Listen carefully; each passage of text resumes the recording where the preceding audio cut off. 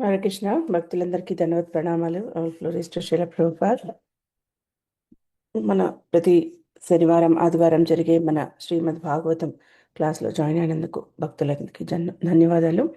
ఈరోజు మనం వచ్చిన పూజ్య శ్రీ కీర్తిరాజ్ ప్రభుజీ చీరాల నుండి జాయిన్ అవుతున్నారు. మనకు ఈరోజు శ్రీమద్ భాగవతం 2వ స్కందము 3వ అధ్యాయం 11వ శ్లోకం. అధ్యాయం పేరు విశుద్ధ భక్తియుక్త సేవ హృదయ పరివర్తనము. ఇందులో 11వ శ్లోకం గురించి ప్రవచనం చెప్పడానికి వచ్చారు. హరే కృష్ణ ప్రభుజీ, ధన్వత్ ప్రణామ్. గ్లోరిస్ట్ శిల ప్రభుపాద్కి జై. ఎంతో విలువైన సమయాన్ని మాకు ఈరోజు కేటాయించి క్లాస్ చెప్పడానికి వచ్చారు ప్రభుజీ.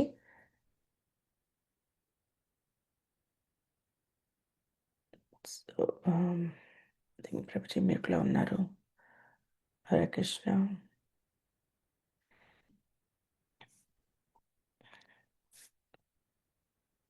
హరే కృష్ణ ప్రభుజీ, ధన్వత్ ప్రణామ్. శిల ప్రభుపాద్. చాలా చాలా ధన్యవాదాలు ప్రభుజీ, మేము ఎంతో విలువైన సమయాన్ని మాకు ఈరోజు కేటాయించారు. మీరు ఒక చిన్న కీర్తనతో క్లాస్ మొదలు పెట్టచ్చు ప్రభుజీ. భక్తులు మెల్లగా జాయిన్ అవుతారు ప్రభుజీ. జయ రాధా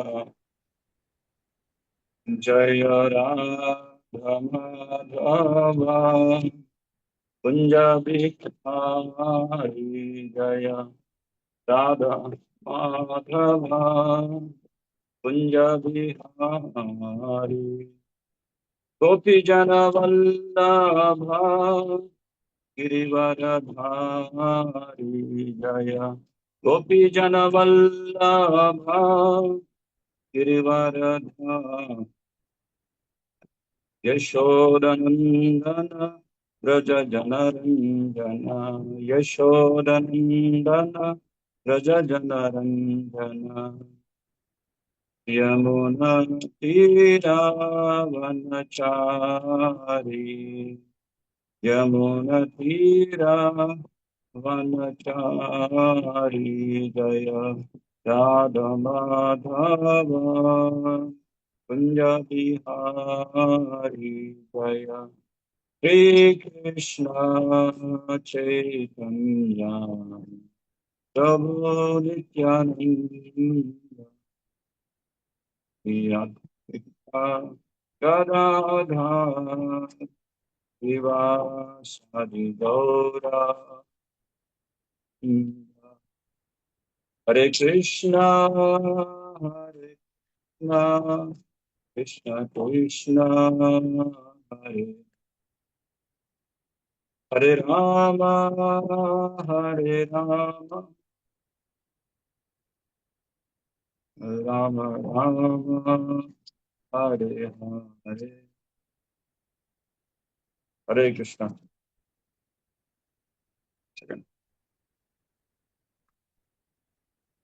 ఈరోజు మనం శ్రీమద్ భాగవతం ద్వితీయ స్కందం అధ్యాయం 3 నుంచి మనం చర్చ కొనసాగిద్దాం. ఓం నమో భగవతే వాసుదేవాయ. ఓం నమో భగవతే వాసుదేవాయ. ఓం నమో భగవతే వాసుదేవాయ. నారాయణం నమస్కృత్య నరం చైవ నరోత్తమం దేవీం సరస్వతిం వ్యాసం తతో జయముదీరయే. నష్టప్రాయేషు భద్రేషు నిత్యం భాగవత సేవయా. భాగవతే ఉత్తమ శ్లోకే భక్తిర్భవతి నైష్టికం. శ్రీమద్ భాగవతం ద్వితీయ స్కందం అధ్యాయం 3 శ్లోకం 11. ఏతావానేవ యుజాతామిహ నిశ్రేయసోదయః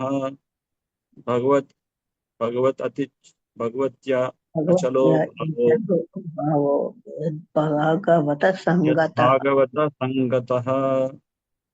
తాత్పర్యం: పూర్ణ పురుషోత్తముడు భగవానుని యందు అయుక్త కృప యగు ఆకర్షణ అచంచలముగా స్థిరమగుట ఎనడిగా అత్యున్నత పూర్ణ వరదానమును వివిధ దేవతార్చకులు శుద్ధ భక్తుని సాంగత్యము ద్వారానే పొందగలరు. సో ఈ తాత్పర్యం చదివాను. భాష్యం ఎవరైనా చదువుతారా? ఎస్ ప్రభుజీ. హరే కృష్ణ. భాష ఎవరైనా చదువుతారా అండి? కాంచనాని మాతాజీ ఒక్క నిమిషం. మాతాజీ ఇక్కడ Yeah. మా మదర్ ఉన్నారు, ఓకే, వారు ఒక పారాగ్రాఫ్ చదువుతారు. షూర్.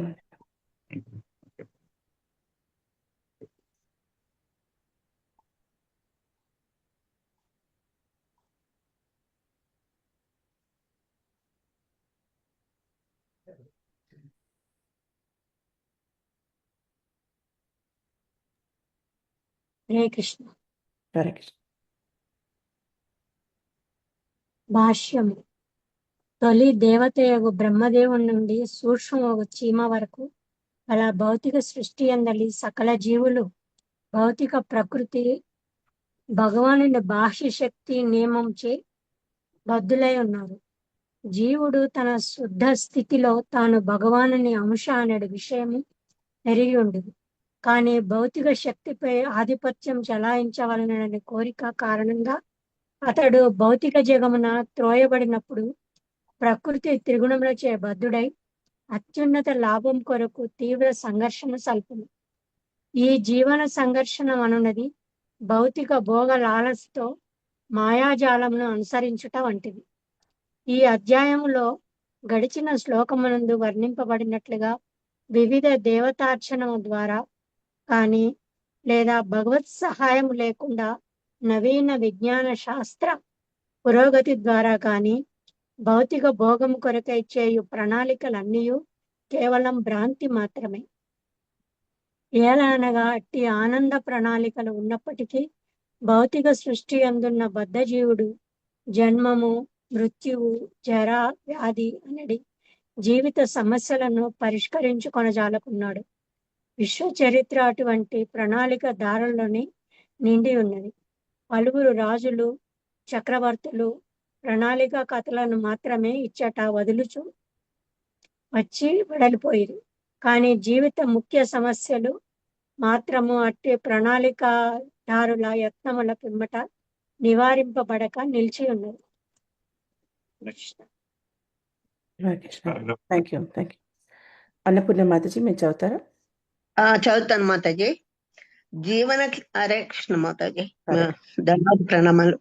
జీవన క్లేశములకు పరిష్కారమును గూర్చుటకే వాస్తవమునకు మానవ జన్మ ఉద్దేశింపబడి ఉన్నది.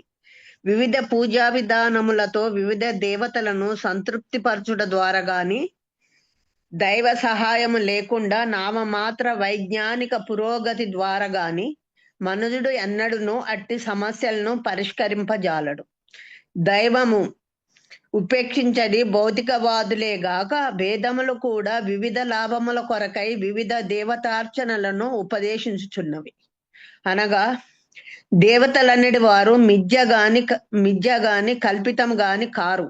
మనమెంత సత్యమో వారును అంతే సత్యమై ఉన్నారు. కానీ విశ్వ యంత్రాంగపు వివిధ శాఖలను చక్కగా నిర్వహించుటలో దేవదేవుని ప్రత్యక్ష సేవ యందు నియుక్తులైన కారణమున వారు అధిక శక్తి సంపన్నులై ఉన్నారు. భగవద్గీత దీనినే ధృవీకరించుచున్నది. ఉన్నతుడగు బ్రహ్మదేవునితో సహా పలు దేవతల వివిధ లోకముల యందు పేర్కొనబడినవి. భౌతికవాదులు దైవము లేదా దేవత యొక్క ఉనికిని విశ్వసింపరు. వివిధ లోకములు వివిధ దేవతలచే ఆధిపత్యము వహింపబడినవనియు వారు నమ్మరు. అతి దగ్గరలోనున్న చంద్రలోకమును చేరుట అనేది విషయమును వారు గొప్ప కలకలము సృష్టించి ఉన్నారు. కానీ గొప్ప యాంత్రిక పరిశోధన పిమ్మటయు వారికి చంద్రుని గురించి అతి కొద్ది సమాచారమే లభించింది.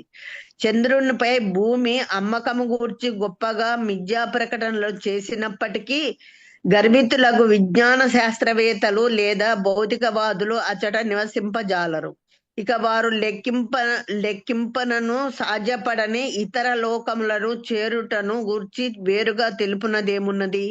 కానీ జ్ఞాన సముపార్జనకై వేదవాదులు భిన్న విధానమును కలిగి ఉందరు. ప్రథమ స్కందమున మనము ఇదివరకే చర్చించినట్లు వేదవాజ్మయ వచనములకు వారు పూర్ణముగా ప్రామాణికమైనట్లు అంగీకరింతురు. కనుకనే వారు దైవం మరియు దేవతలు గూర్చి భౌతిక జగమునందు మరియు భౌతిక ఆకాశమునకు పరముగా ఉన్నటువంటి వారి వివిధ నివాస లోకములను గూర్చి పూర్ణ జ్ఞానమును కలిగి ఉందరు. శంకరాచార్యులు, రామానుజాచార్యులు, మధ్వాచార్యులు, విష్ణు స్వామి, నిబార్కాచార్యులు, శ్రీ చైతన్య మహాప్రభు వంటి భారతదేశములోని ఘన ఆచార్యులచే అంగీకరింపబడినది. ప్రపంచపు ప్రసిద్ధి వ్యక్తులచే అధ్యయనము చేయబడినది యగు పరమ ప్రామాణికమగు వేదవాజ్మయము భగవద్గీతయే. దాని యందు వివిధ దేవతార్చనము మరియు వారి నివాస లోకములు పేర్కొనబడినవి. అట్టి భగవద్గీత 9.25 ఈ క్రింది విధముగా నిర్ధారించుచున్నది. చదవమంటారా మాతాజీ? చదవండి మాతాజీ. యాంతి దేవవ్రత దేవాన్ పితృనా యాంతి పితృవృతః భూతాని యంతి భూతేజ్యా యాంతి మధ్యాజినోపి మాం. దేవతార్చకులు ఆయా దేవతల లోకములను చేరుదురు. పితృదేవతలను అర్చించు వారు పితృదేవతలను లోకములను చేరుదురు. భౌతికవాది వివిధ భౌతిక లోకములందే నిలిచి ఉన్నను. భగవద్భక్తులు మాత్రము భగవద్ధామకు చేరుదురు. మాతాజీ ఇక్కడ ఆపుదాము. ఇంకెవరికైనా చదివిద్దాము. Okay Mataji. Thank you Mataji. Hare Krishna. Rasapriya Mataji మీరు చదువు. హరే కృష్ణ మాతాజీ. ధన్యవాద ప్రణామం. మాతాజీ. బ్రహ్మలోకముతో సహా భౌతిక జగమందలి అన్ని లోకములు తాత్కాలికముగా నిలిచియున్నవనియు నియమిత కాలము పిమ్మట అవన్నీయును నశించిపోవుననియు భగవద్గీత నుండి మనం ఎరిగి ఉన్నాము. అనగా దేవతల వారి అనుయూయులు అందరూ ప్రళయ సమయమున నశించిపోవుదురు. కాని భగవద్ధామమున చేరినవాడు మాత్రము నిత్య జీవితమును పొందగలడు. వేద వాజ్ఞాయమ వచనమిదియే. వేద వచనము పట్ల విశ్వాసమును కలిగియున్నందున దేవతార్చకులు నాస్తికులు కన్నను ఒక అవకాశమును అధికముగా కలిగియున్నారు. దాని ద్వారా వారు భక్తుల సాంగత్యమున దేవదేవుడగు శ్రీకృష్ణుని అర్చించుటలో కలిగడి లాభమును గూర్చిన సమాచారమును పొందుదురు. కాని భౌతికవాది వేద వచనము పట్ల ఎట్టి శ్రద్ధను కలిగియుండక శాశ్వతముగా అంధకారమునందే నిలిచిపోవును. అసంపూర్ణమగు ప్రయోగాత్మక జ్ఞానముపై నామమాత్ర విజ్ఞాన శాస్త్రము గల మిథ్యా నమ్మకముచే ప్రభావితులై వారు ఆ విధముగా నగుదురు. కాని ఆ జ్ఞానము ఎన్నడను ఆధ్యాత్మిక జ్ఞానమును చేరజాలదు. కనుక భౌతికవాదులు లేదా తాత్కాలిక దేవతలను అర్చించు అర్చనాపరులు విశుద్ధ భక్తుని వంటి ఆధ్యాత్మికవాది సాంగత్యమునకు రానిచో వారి యత్నములన్నీయును కేవలము వృధా శక్తి వ్యయమే కాగలదు. మానవ జన్మ యొక్క పూర్ణత్వమైనటువంటి విశుద్ధ భక్తుని మనుజుడు దివ్య పురుషుల శ్రీకృష్ణ భగవానుని విశుద్ధ భక్తులు కరుణ చేతనే సాధించగలడు. విశుద్ధ భక్తుడే పురోగమన జీవనమునకు సరైన మార్గమున చూపగలడు. లేనిచో దైవము లేదా దేవతను గూర్చిన సమాచారము లేనటువంటి భౌతిక భావనాయుత జీవనము మరియు తాత్కాలిక భౌతిక భోగముల ప్రాప్తి కొరకు వివిధ దేవతార్చమునందు లగ్నమైన జీవనము రెండును ఇంద్రజాలము యొక్క భిన్న దర్శనం మాత్రమే. ఈ విషయములు భగవద్గీత యందును చక్కగా వివరించబడినవి. కానీ భగవద్గీత విశుద్ధ భక్తుల సాంగత్యముననే అవగతమగును. కానీ రాజకీయ నాయకులు లేదా శుష్క తాంత్రిక కల్పనాపరులు వివరణచే కాదు.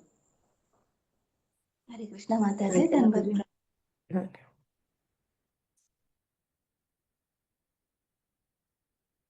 హరే కృష్ణ ప్రభుజీ.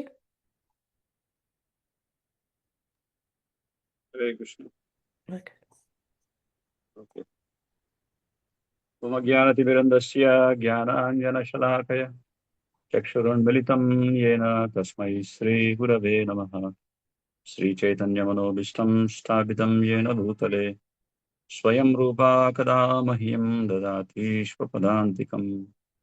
వందేహం శ్రీగురు శ్రీయుతపదకమలం శ్రీగురున్ వైష్ణవాంశ్చ శ్రీరూపం సాగ్రజాతం సహగణ రఘునాథాన్వితం త్వం సజీవం సాద్వైతం సావధూతం పరిజన సహితం కృష్ణ చైతన్య దేవం శ్రీ రాధా కృష్ణ పాదాన్ సహగణ లలిత శ్రీ విశాఖాన్వితాంశ్చ నమో విష్ణుపాదాయ కృష్ణ ప్రస్థాయ భూతలే శ్రీమతే భక్తి వేదాంత స్వామినితి నామినే నమస్తే సరస్వతీ దేవి గౌరవాణి ప్రచారిణి నిర్విశేష శూన్యవాది పాశ్చాత్య దేశధారిణి జయ శ్రీ కృష్ణ చైతన్య ప్రభు నిత్యానంద శ్రీ అద్వైత గదాధార శ్రీవాసాది గౌర భక్త బృంద హరే కృష్ణ కృష్ణ కృష్ణ హరే హరే హరే రామ రామ రామ హరే హరే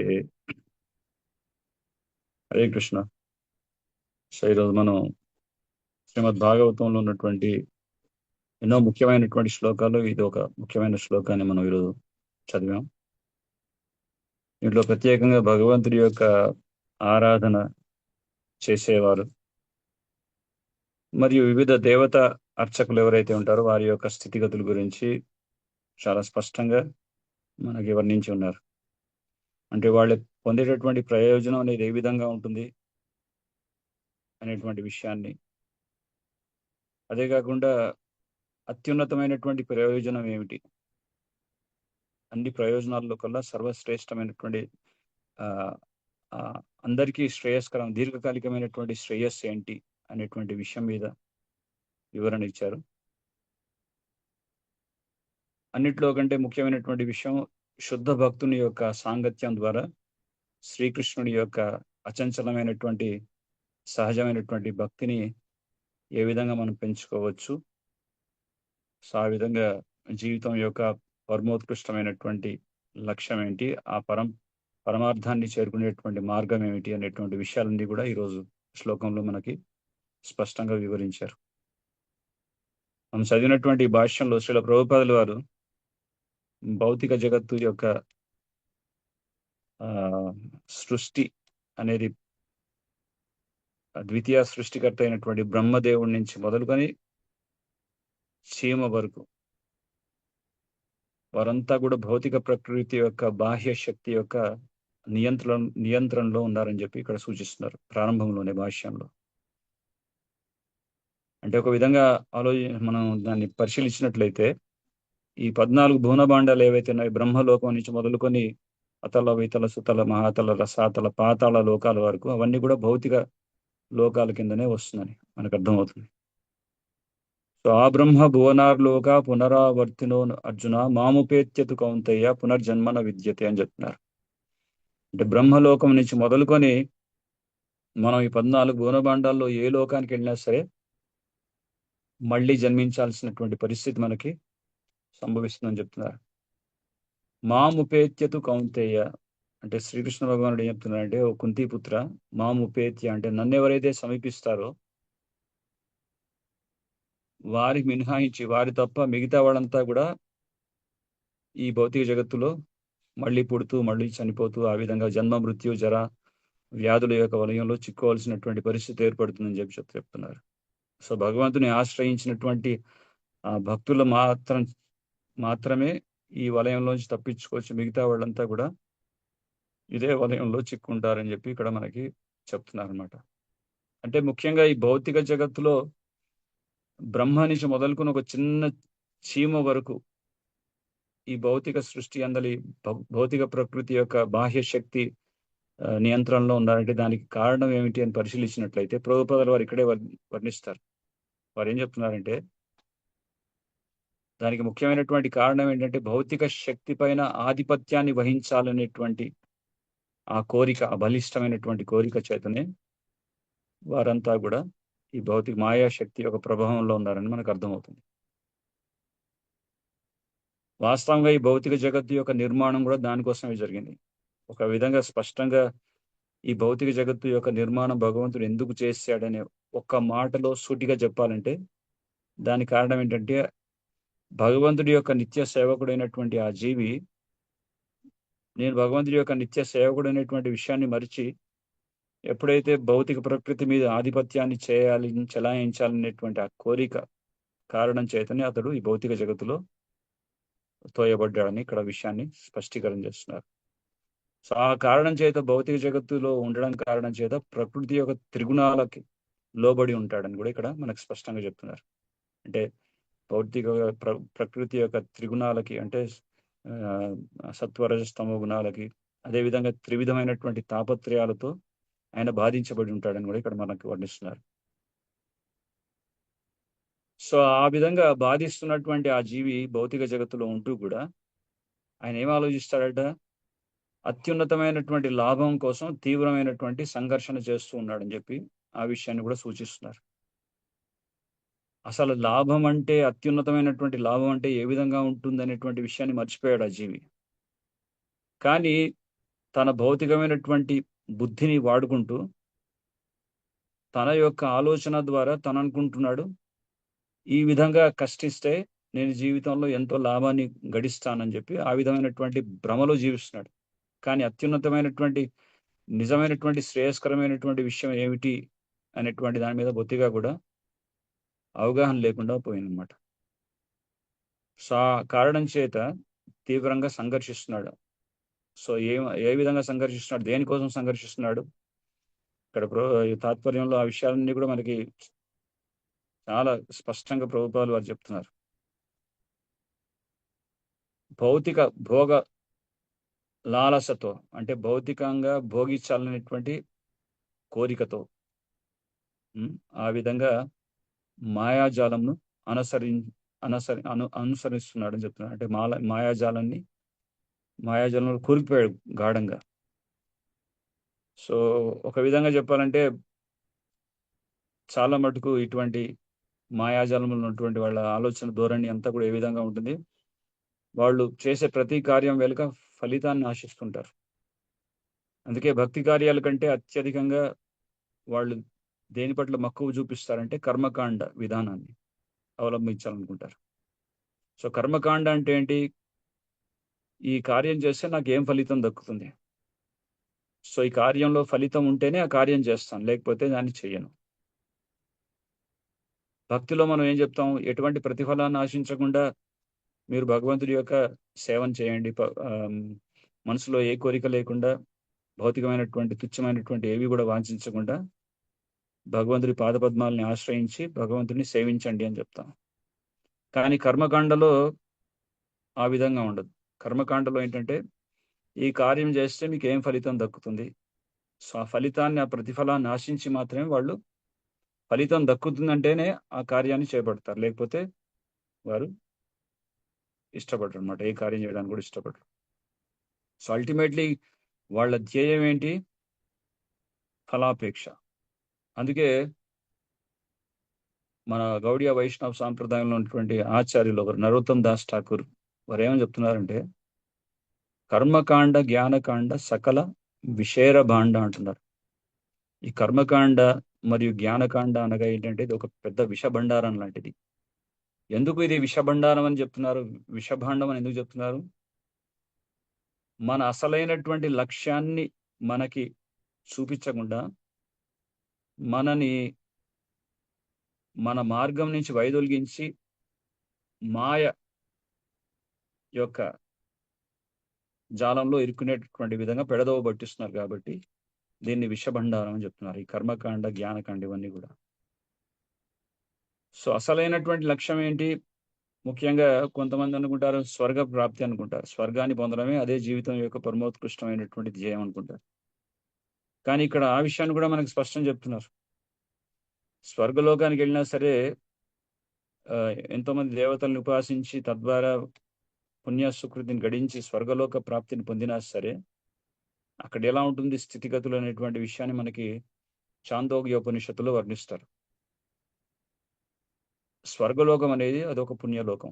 సో పుణ్యకార్యాలు చేయడం ద్వారా స్వర్గలోక ప్రాప్తి అనేది సంభవిస్తుంది. తీరా స్వర్గలోకానికి వెళ్ళిన తర్వాత ఏమవుతుంది, అక్కడ యవ్వనంగా ఉంటారు, సోమపానం అంటే శరీరం దృఢంగా ఉంటుంది, సోమరసాన్ని సేవిస్తుంటారు, భౌతికమైనటువంటి భోగ విలాసాల్లో పూర్తిగా నిమగ్నమై ఉంటారు. అంటే భౌతికమైనటువంటి విలాసం అంటే భౌతిక ఇంద్రియ భోగం అంటే ఎలా ఉంటుంది అనేది దాన్ని పూర్తిగా అర్థం చేసుకోవాలంటే అది స్వర్గలోకంలోనే అర్థం చేసుకోవచ్చు. కానీ మిగతా లోకాల్లో అటువంటి అనుభూతి కలగదు. సుఖాన్ని అనుభవిస్తాను అనుకుంటున్నారు కానీ అది ఒక దుఃఖానికి బ్రేక్ లాంటిది మాత్రమే. కానీ భౌతికమైనటువంటి చాలా ఉన్నతమైనటువంటి సుఖం స్వర్గలోకంలో మాత్రమే లభిస్తుంది. స్వర్గలోకంలో జన్మ, మృత్యు, జర, వ్యాధులు అనేవి ఉండవు. వృద్ధాప్యం అనేది ఉండదు. ఇవన్నీ వాస్తవమే. కానీ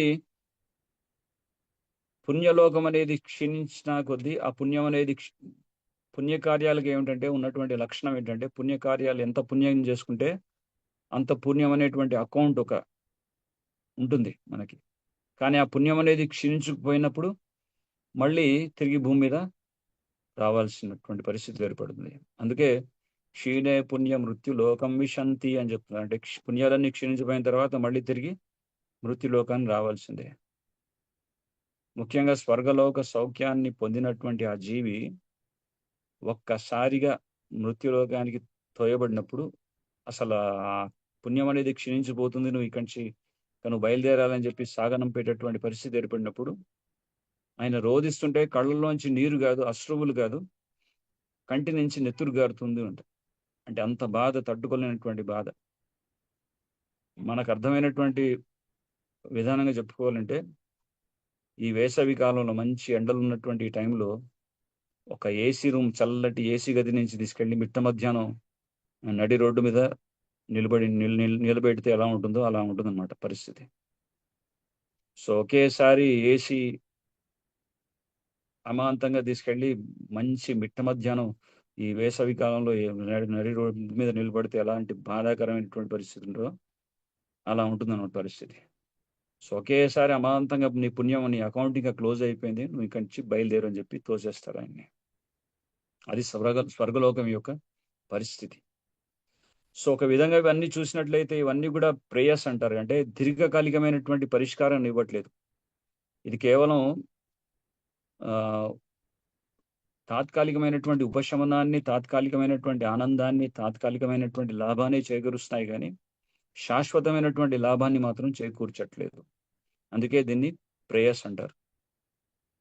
సో అదే విధంగా ఇక్కడ మనకేం చెప్తున్నాడు, ఇంకొంతమంది వాడు ఎలా ఈ సుఖాన్ని పొందాలనేటువంటి ప్రయత్నం చేస్తారంటే దేవతల్ని పూజించడం. దేవతల్ని పూజించడంలో ఉన్నటువంటి వాళ్ళ ఉద్దేశం కూడా ఏమిటంటే, ఈ ప్రత్యేకమైనటువంటి దేవతని పూజించడం వల్ల నాకేం లాభం. అందుకే వాళ్ళ మనసులో ఉన్నటువంటి కామైస్తైర్ హృతజ్ఞాన ప్రపద్యంతే అన్య దేవత అని చెప్పి భగవద్గీతలోనే స్పష్టంగా చెప్తున్నారు. అంటే తుచ్చమైనటువంటి కోరికల్ని తీర్చుకోవడానికి వాళ్ళు ఒక ప్రత్యేకమైనటువంటి దేవీ దేవతల్ని ఎన్నుకుంటూ ఉంటారు. వాస్తవంగా మన సనాతన ధర్మంలో ఎంతమంది దేవీ దేవతలు ఉన్నారని లెక్కించినట్లయితే 33 కోట్ల దేవదేవతలు ఉన్నారని చెప్పి చెప్తారు. కానీ 33 కోట్ల దేవదేవతల యొక్క పేర్లు కూడా తెలియనప్పుడు వాళ్ళని ఆశ్రయించడం అనేది సాధ్యం కానటువంటి పని. అయినప్పటికీ వాళ్ళు దేవత అర్చన చేయడం వల్ల నాకు ఎటువంటి లాభం లభిస్తుంది అనేటువంటి ఆలోచనతోటే దేవతల్ని ఆశ్రయిస్తారు. మనం ఏం చెప్తాం, భగవంతుని ఆశ్రయించేటప్పుడు మీరు భగవంతుని మీరు ఆశ్రయించేటప్పుడు భౌతికమైనటువంటి కోరికలన్నీ కూడా మనసులోంచి తొలగించండి. కేవలం అచంచలమైనటువంటి స్వచ్ఛమైనటువంటి మనస్సుతో అహితుకి భక్తి, అంటే ఎటువంటి ఫలాపేక్ష లేకుండా భగవంతుని ప్రేమతో సేవించేటటువంటి ఆ భక్తిని మీరు పాటించండి అని భక్తి మార్గంలో మనం సూచిస్తాం. కానీ ఇక్కడ భక్తి అనేది కనపడట్లేదు. ఇక్కడ ఏంటంటే దేవతల్ని, నేను ఈ దేవతని పూజిస్తే నాకేంటి లాభం. సో ఆ లాభం అనేది దాన్ని దృష్టిలో పెట్టుకొని దేవతల్ని ఆశ్రయిస్తున్నారు.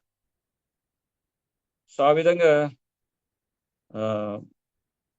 స్వర్గలోకాన్ని పొందడం కానీ, ఇవన్నీ పొందడం కానీ, దేవతా లోకాల్లో ప్రవేశించడం కానీ ఇవన్నీ జరుగుతున్నాయి.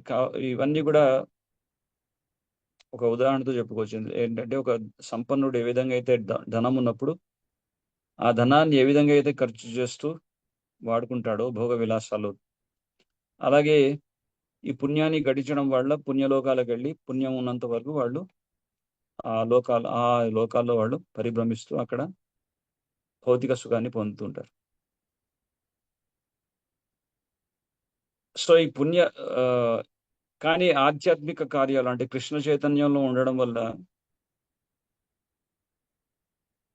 అది మనకి అది శాశ్వతమైనటువంటి లాభాన్ని చేకూరుస్తుంది అని చెప్పి మనకి భాగవతంలో వర్ణిస్తున్నారు. అంటే కృష్ణ చైతన్యం అనేది అది మనకు శాశ్వతమైనటువంటి ఒక ఆధ్యాత్మిక కార్యాలు అనేవి మనకి శాశ్వతమైనటువంటి అకౌంట్. అవి పుణ్యకార్యాలు అనేవి కేవలం తాత్కాలికమైనటువంటి అకౌంట్ లాంటివి. ఉదాహరణకు ఒక వ్యక్తి ఒక పెద్ద భవనాన్ని నిర్మించి ఉండవచ్చు, ఎంతో పెద్ద 10 అంతస్తుల మేడ కూడా నిర్మించి ఉండవచ్చు. కానీ ఆయన ఎంత కష్టించి పని చేసి దానికోసం ఒక పెద్ద భవనాన్ని నిర్మించుకున్నప్పటికీ కూడా శాశ్వతంగా అందులో ఉండలేడు. అదే భౌతికమైనటువంటి కార్యాల్లో ఉన్నటువంటి సమస్య. కానీ ఆధ్యాత్మిక కార్యాల్లో స్వల్పమపి యస్య ధర్మస్య త్రాయతే మహతో భయాత్ అంటున్నాడు. అంటే స్వల్పం అంటే కొద్దిపాటి ధర్మ కార్యాల్లో నిమగ్నమైనటువంటి కారణం చేతైనా సరే భయంకరమైనటువంటి త్రాయతే మహతో భయాత్ ఒక మహా భయంకరమైనటువంటి పరిస్థితి నుంచి వాళ్ళు బయటపడవచ్చు అని చెప్పి వర్ణిస్తున్నారు. అనగా స్వల్పం అంటే కొద్దిపాటి ఆధ్యాత్మిక అంటే భగవత్ సేవ. ఉదాహరణకి ఒక వ్యక్తి మనం హరే కృష్ణ అని మనం చెప్పాము, ఆయన హరే కృష్ణ అన్నాడు అంటే ఆయన ఆధ్యాత్మిక జీవితం ఇక ప్రారంభమైన ఆయన అకౌంట్లో ఆయన డిపాజిట్ చేసుకున్నాడు. ఆధ్యాత్మికం అనేటువంటి అకౌంట్లో ఆయన ఆధ్యాత్మిక సుకృతిని ఆల్రెడీ ఆయన డిపాజిట్ చేసుకున్నాడు. ఆయనకు ప్రసాదం ఇచ్చాం, ప్రసాద సేవనం చేశాడు, రమ్మని మందిరానికి ఆహ్వానించాం, వచ్చాడు, కూర్చున్నాడు, భాగవతాన్ని విన్నాడు. అంటే ఆయనకు తెలిసో తెలియకో మొత్తానికైతే ఆధ్యాత్మిక కార్యాల్లో ఆయన సుకృతిని పొందుతూనే ఉన్నాడు, ఆధ్యాత్మిక సుకృతిని పొందుతున్నాడు. సో అలా ఈ ఆధ్యాత్మిక సుకృతి అనేది ఎలా ఉంటుందంటే దీనికి there is no loss or diminution. Even కొంచెం కొద్దిపాటి భక్తి చేసినా సరే దాంట్లో ఎటువంటి నష్టం లేదని మనకి భగవద్గీతలో ఆ విషయాన్ని స్పష్టం చేస్తున్నారు. స్వల్పం అంటే ఈవెన్ ఒక 1% భక్తి చేశాడు ఆయన, హరే కృష్ణ మంత్రాన్ని జపించాడు, అలా తర్వాత శరీరాన్ని వదిలేశాడు, అంటే చనిపోయాడు. ఆ 1% ఎక్కడికి పోదు. మళ్ళీ తను మృతి చెందిన తర్వాత కూడా తర్వాయి జన్మలో ఏదో కాల్ వస్తుంది.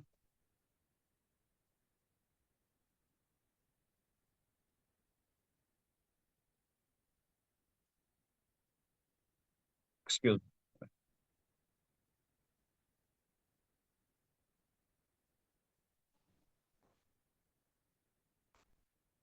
Sorry for the disturbance. Hare Krishna.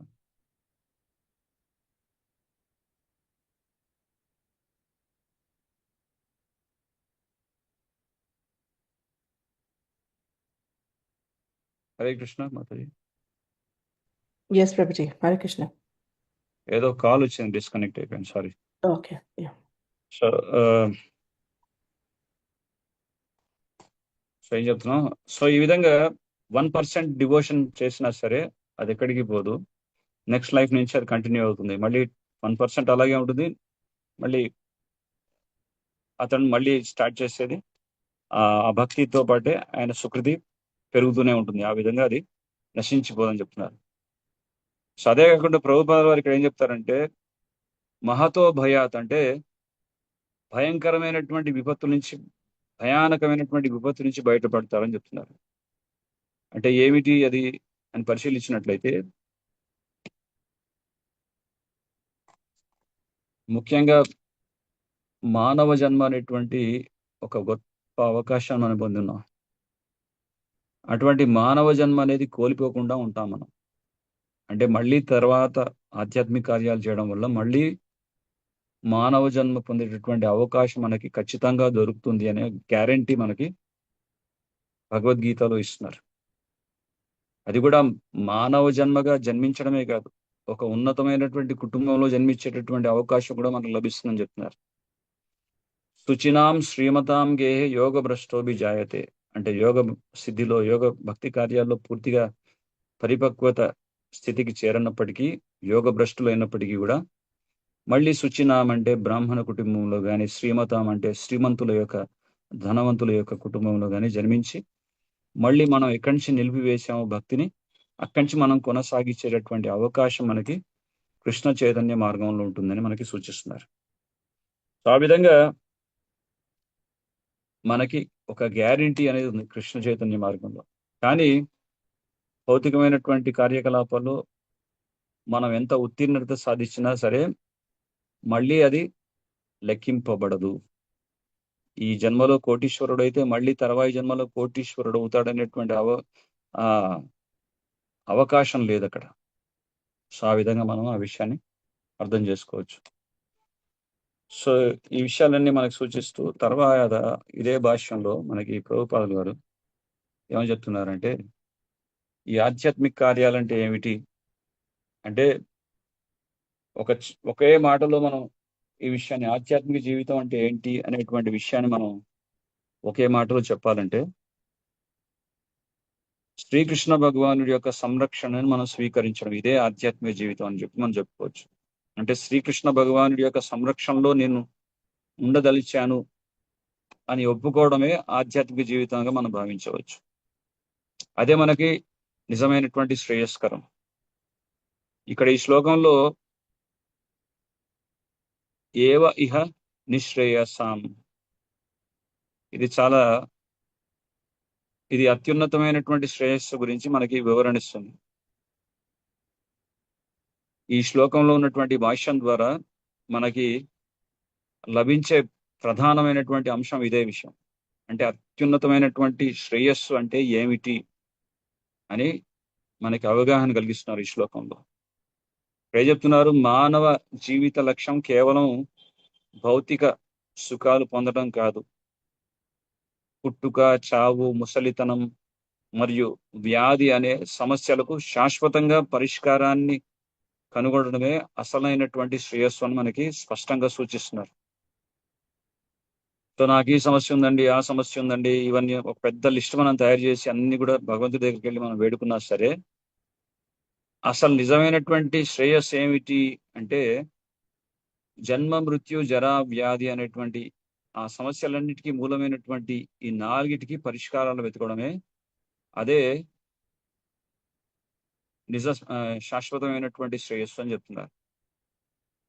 అందుకే శ్రేయస్సు, ప్రేయస్సు అన్నారు. సో ఈ 2 పదాలని కనుక మనం అర్థం చేసుకున్నట్లయితే ఈ మొత్తం శ్లోకంలో ఉన్నటువంటి కాంటెక్స్ట్ మనం స్పష్టంగా అర్థం చేసుకున్నటువంటి వాళ్ళం అవుతాం. సో ప్రేయస్ అంటే శీఘ్రమైనటువంటి ఫలితాలను ఆశ్రయిస్తూ, శీఘ్రమైనటువంటి భౌతికమైనటువంటి తుచ్చమైనటువంటి సుఖాన్ని గురించి అభిలాషిస్తూ దానికోసం ప్రాకులాడటం. శ్రేయస్ అంటే ప్రారంభంలో అంత పెద్దగా సుఖం అనిపించకపోవచ్చు. జస్ట్ లైక్ ఏకాదశి వ్రతాలు పాటించాలి, ఉదయాన్నే లేచి జపం చేసుకోవాలి, మంగళారతి అటెండ్ అవ్వాలి, ఇవన్నీ తపస్సే చేయాలి.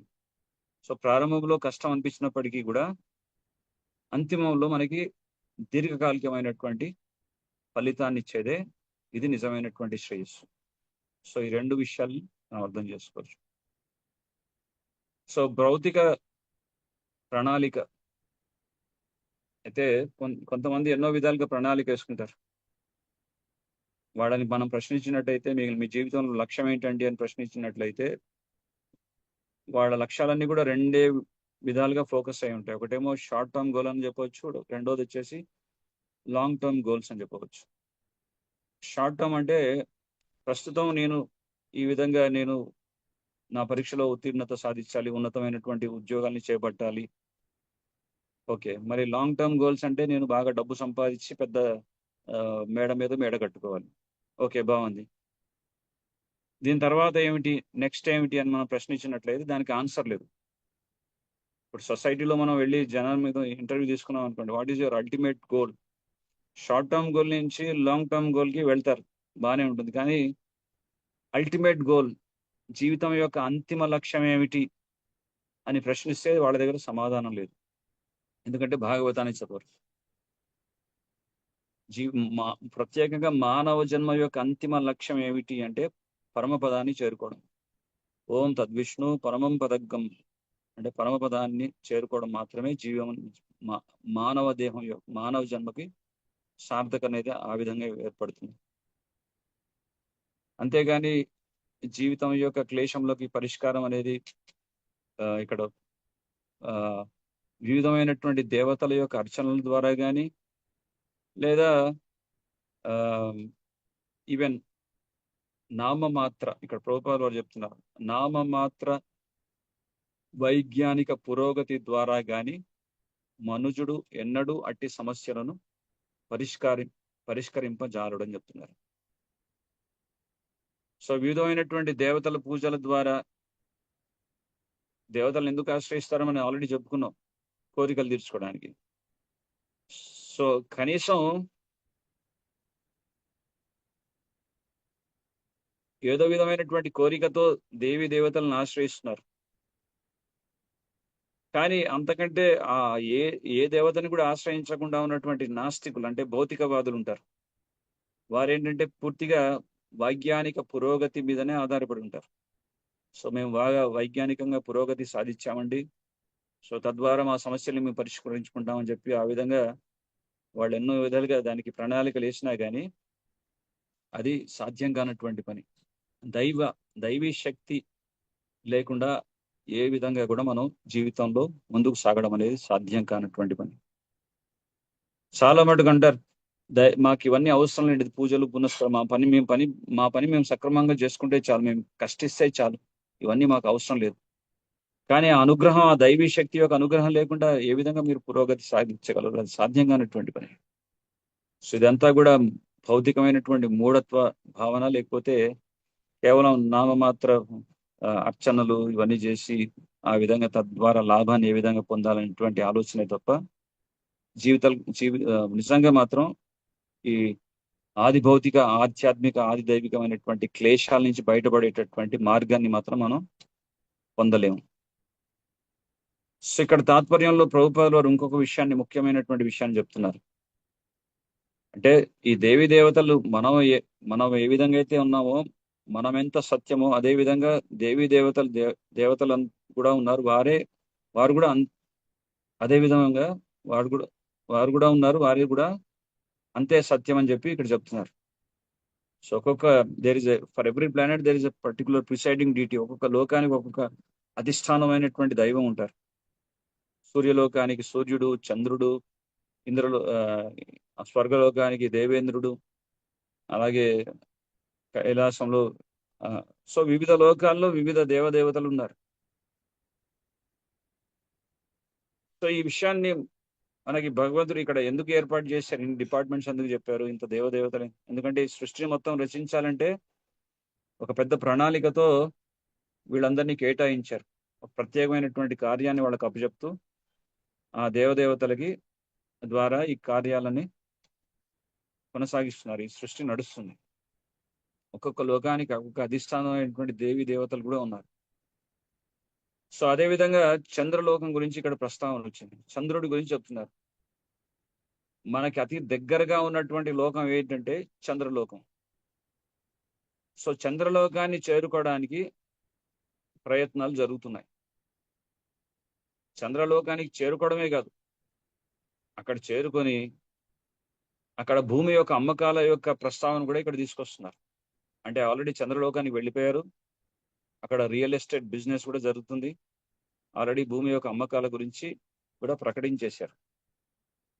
ఇది భాగవతంలో చెప్తున్నారు, ఇందాక మన భాషలో చదివినటువంటి భాషల్లోనే చెప్తున్నారు. సో ఇవి జరుగుతున్నాయి. ఆల్రెడీ మేము చంద్రలోకం వెళ్ళేసాం, చాలా బాగుంది, అక్కడ భూములన్నీ కూడా చూసాం, మీరు కూడా రావచ్చు. సో మీరు ఇప్పుడే భూమిని కొనుగోలు చేసుకోండి, అక్కడికి వెళ్ళి నివాసం ఏర్పరచుకోవచ్చు అని చెప్పి ఆల్రెడీ డిక్లేర్ చేశారు. సో ఇది ఎంత పెద్ద మోసమో మనం అర్థం చేసుకోవచ్చు. శాస్త్రాన్ని చదవకపోతే బిడిబిడి జ్ఞానంతో ఈ విధంగా జనాన్ని పెడదో పట్టించేవారు, ఆ విధంగా వాళ్ళ వలలో చిక్కుకొని మోసపోయినటువంటి వాళ్ళు కూడా ఎంతో మంది ఉన్నారు. అంటే ఈ ప్రపంచంలో మోసగిచ్చే వాళ్ళు ఉన్నారు, ఆ మోసగాళ్ళని ఆశ్రయించినటువంటి మోసపోయేటటువంటి వాళ్ళు కూడా ఎంతో మంది ఉన్నారు. So there are so many cheaters and cheated. అసలు చంద్రలోకంలో భూమి అమ్మకం ఏంటి, చంద్రలోకంలో వెళ్ళి భూమి కొనుక్కోవడం ఏంటి? అసలు చంద్రలోకానికి వెళ్ళాలంటే చంద్రలోకం కూడా ఒక స్వర్గలోకమే. సో ఆ స్వర్గలోకానికి వెళ్ళాలంటే దానికి తగినటువంటి అర్హతని యోగ్యతను సంపాదించుకోవాలి. అంతేగాని నేను అనుకున్నంత మాత్రాన నేను వెళ్ళిపోతాను చంద్రలోకానికంటే అది మూర్ఖత్వం అవుతుంది. ముఖ్యంగా మనం ఈ భూలోకానికి దాటేటప్పుడే there are so many poisonous gases. Troposphere, ionosphere, ఇక పైన వెళ్తుంటే దేర్ ఆర్ పాయిజనస్ గ్యాసెస్ ఉంటాయి. సో ఈవెన్ అవన్నీ దాటి దాన్ని అధిగమించి ఒక పెద్ద ఉపకరణాన్ని సృష్టించి, ఒక ఎయిర్ప్లేన్ ని సృష్టించి దాని ద్వారా స్వర్గలోకం దాకా చేరుకున్నాము అని చెప్పినప్పటికీ కూడా స్వర్గలోకంలో కేవలం రాళ్ళు రప్పలు మాత్రమే ఉన్నాయి, ఏమీ లేదు. స్వర్గలోకం అక్కడ చంద్రుడు ఉన్నాడు. అక్కడ స్వర్గలోకంలో ఉన్నటువంటి ఎంతో మంది చంద్రలోకానికి సంబంధించినటువంటి ఆ జీవులు ఉన్నారు అక్కడ. కానీ ఈ భౌతికమైనటువంటి చర్మ చక్షువులతో ఏదో చూసొచ్చేసి, లేకపోతే ఏదో ఎడార్లో షూటింగ్ తీసుకొచ్చేసి ఇదే చంద్రలోకం అని చూపించేసి మేము ఇక్కడ ఏం జీవులు లేవు అని చెప్పేసి డిక్లేర్ చేస్తున్నారు. ఎందుకు లేరు జీవులు? ఎందుకు ఉండరు? సముద్రంలో ఉన్నటువంటి నీటిలో జీవులు ఉన్నప్పటికీ, వాయువులో జీవులు ఉన్నప్పటికీ, భూమి మీద జీవులు ఉన్నప్పటికీ వివిధ లోకాల్లో జీవులు ఉండరని చెప్పి ఎలా డిక్లేర్ చేస్తున్నారు? సో ఈ విధంగా జనాన్ని మోసగిస్తున్నారు. సో మోసగించడమే కాకుండా ఇది సాంకేతిక పురోగతి అని చెప్పి చెప్పుకుంటున్నారు. ఈవెన్ ఎవరైతే ఆ నాసా సైంటిస్టులు ఉన్నారో చాలా మంది దీన్ని ఖండించారు. చంద్రలోకానికి వెళ్ళలేదు, అదొక ఎడార్లో తీసినటువంటి షూటింగ్ అని చెప్పి డిక్లేర్ కూడా చేశారు. అట్లా డిక్లేర్ చేసినటువంటి వాళ్ళని హత్య కూడా చేయడం జరిగింది. సో ఇవన్నీ సాధ్యం కానటువంటి పని, కానీ ఇలా మోసగిస్తున్నారు. ప్రభుపాదుల వారు ఇక్కడ ఆ విషయాన్ని మనకి సూచిస్తూ ఇదే శ్లోకంలో మనకు ఒక ప్రమాణం కూడా ఇస్తున్నారు. అంటే అర్హత సంపాదించుకోవడం అంటే ఏమిటి అనే దానికి భగవద్గీత 9వ అధ్యాయంలో 25వ శ్లోకంలో మనకు ప్రస్తావిస్తున్నారు. యాంతి దేవా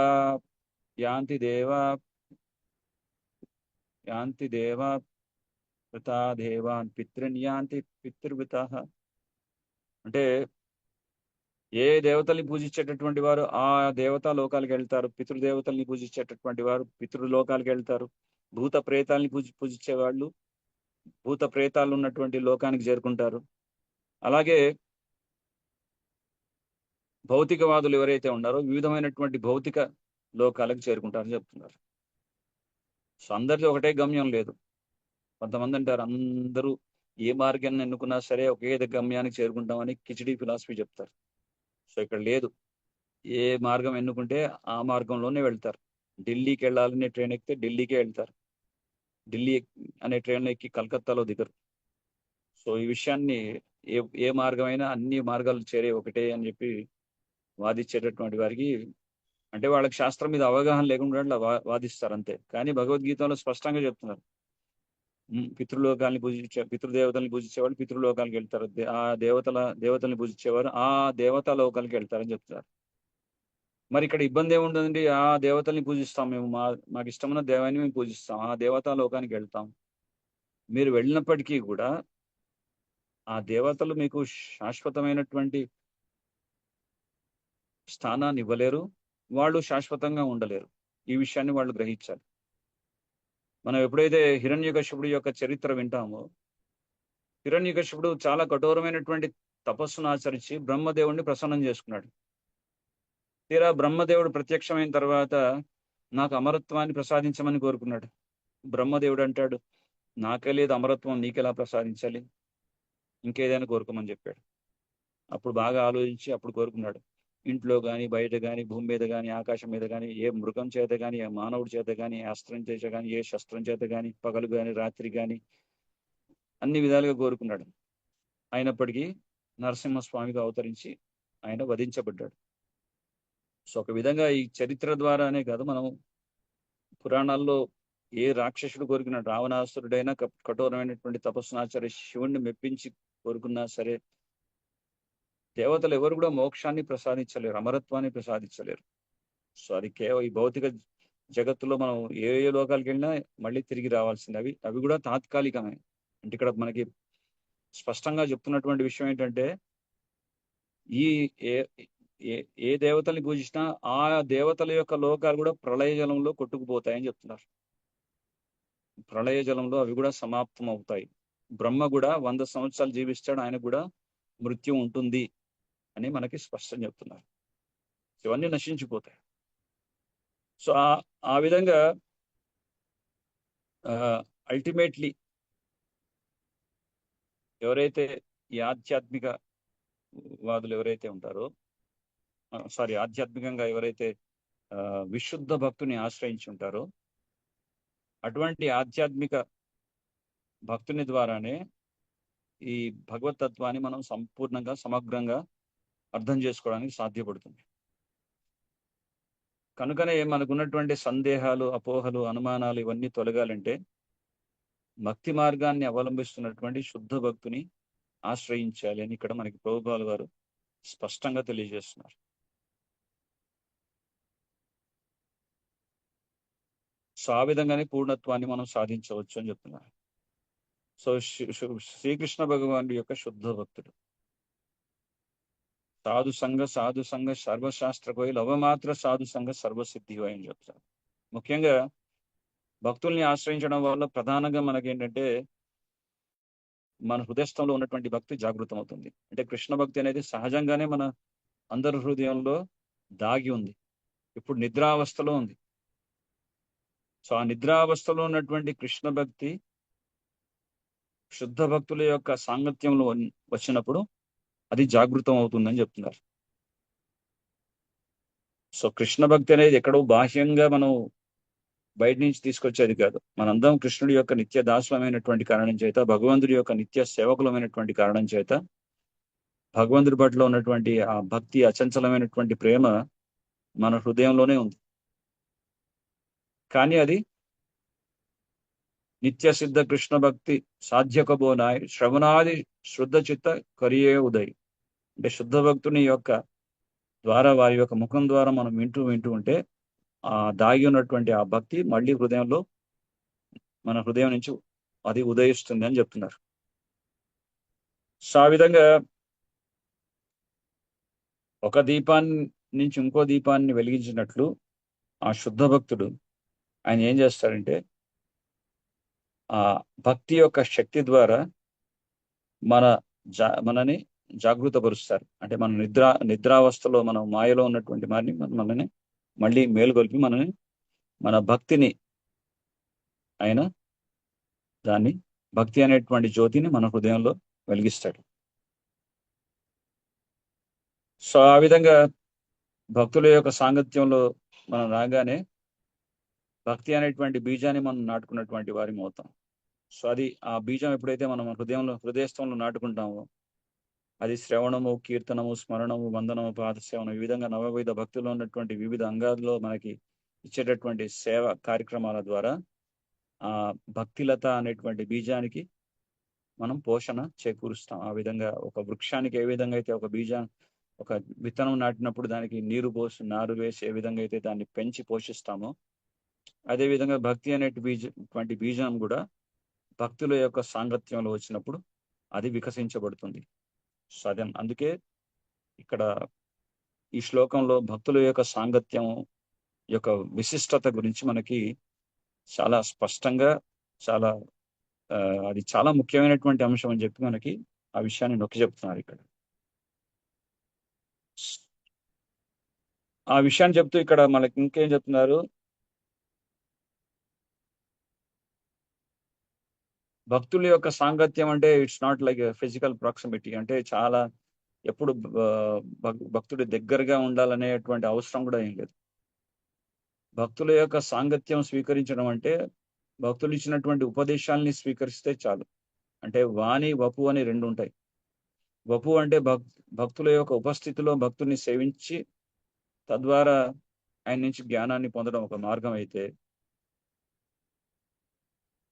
వాణి సేవ అంటే భక్తుడు దూరంగా ఉన్నప్పుడు కూడా భక్తుడు ఇచ్చినటువంటి నిర్దేశాల అనుసారంగా మనం కార్యకలాపాలు చేస్తూ ఆ విధంగా ఆ భక్తుడి యొక్క మార్గదర్శకంలో మన పయనించడం అది కూడా అన్నిటికంటే ముఖ్యమైనది.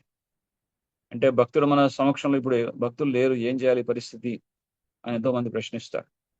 సో భక్తులు మనకు సమీపంలో లేనప్పటికీ కూడా ముఖ్యంగా శ్రీల ప్రభుపాదుల వారు ఆయన శుద్ధ భక్తుడు, కృష్ణుడి యొక్క శుద్ధ భక్తుడు ఆయన. సో వారు ఎన్నో గ్రంథాలు రచించారు. భాగవతం, భగవద్గీత, మనకు ఉపనిషత్తులు మరియు ఎన్నో ఆధ్యాత్మిక పుస్తకాలను రచించారు. సో అవి కనుక మనం రోజు చదివినట్లయితే, అవి రోజు మనం వింటూ ఉన్నట్లయితే మనం ప్రభుపాదుల వారితో సాంగత్యం చేసినట్లే, ఆ శుద్ధ భక్తుడి యొక్క సాంగత్యంలో ఉన్నట్లే. సో తద్వారా మనం మన హృదయంలో కూడా భక్తి అనేటువంటి బీజాన్ని నాటుకున్నటువంటి వాళ్ళం అవుతాం, అది పెంచి పెద్ద చేసినటువంటి వాళ్ళం అవుతాం. సో అందుకే శ్రవణం, కీర్తనం ఇవన్నీ కూడా చాలా ముఖ్యం.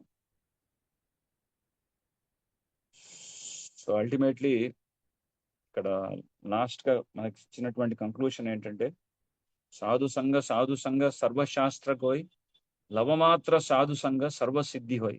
అంటే లవమాత్రం అంటే ఒక క్షణం కంటే తక్కువగా ఉన్నటువంటి సమయాన్ని లవమాత్ర సమయం అంటాం. అటువంటి లవమాత్ర ఆ సమయాన్ని కూడా మనం సాధు సాంగత్యం కనుక చేసినట్లయితే, భక్తుల నుంచి మనం విన్నట్లయితే మనం సర్వసిద్ధుల్ని పొందవచ్చు అని చెప్తున్నారు. సో ఆ విధంగా మనం ఆధ్యాత్మికంగా వికాసాన్ని పొందవచ్చు. హరే కృష్ణ. జయ శ్రీల ప్రభుపాదికి జయ. సో ఈరోజు చర్చించినటువంటి అంశాల్లో ఎవరికైనా ఏమైనా ప్రశ్నలు కానీ వ్యాఖ్యలు కానీ ఉంటే అడగవచ్చు. Hare Krishna. Thank you so much Prabhuji. చాలా అద్భుతమైన క్లాసు, బాగా వివరించారు మొత్తం పర్పుట్ అంతా. చాలా థ్యాంక్ యూ ప్రభుజీ. భక్తులు ఎవరికైనా ఏమైనా ప్రశ్నలు ఉంటే అన్మ్యూట్ చేసి అడగచ్చండి. హరే కృష్ణ ప్రభుజీ. హరే కృష్ణ. ఆ, ప్రభుజీ ఈరోజు క్లాస్ చాలా బాగుంది.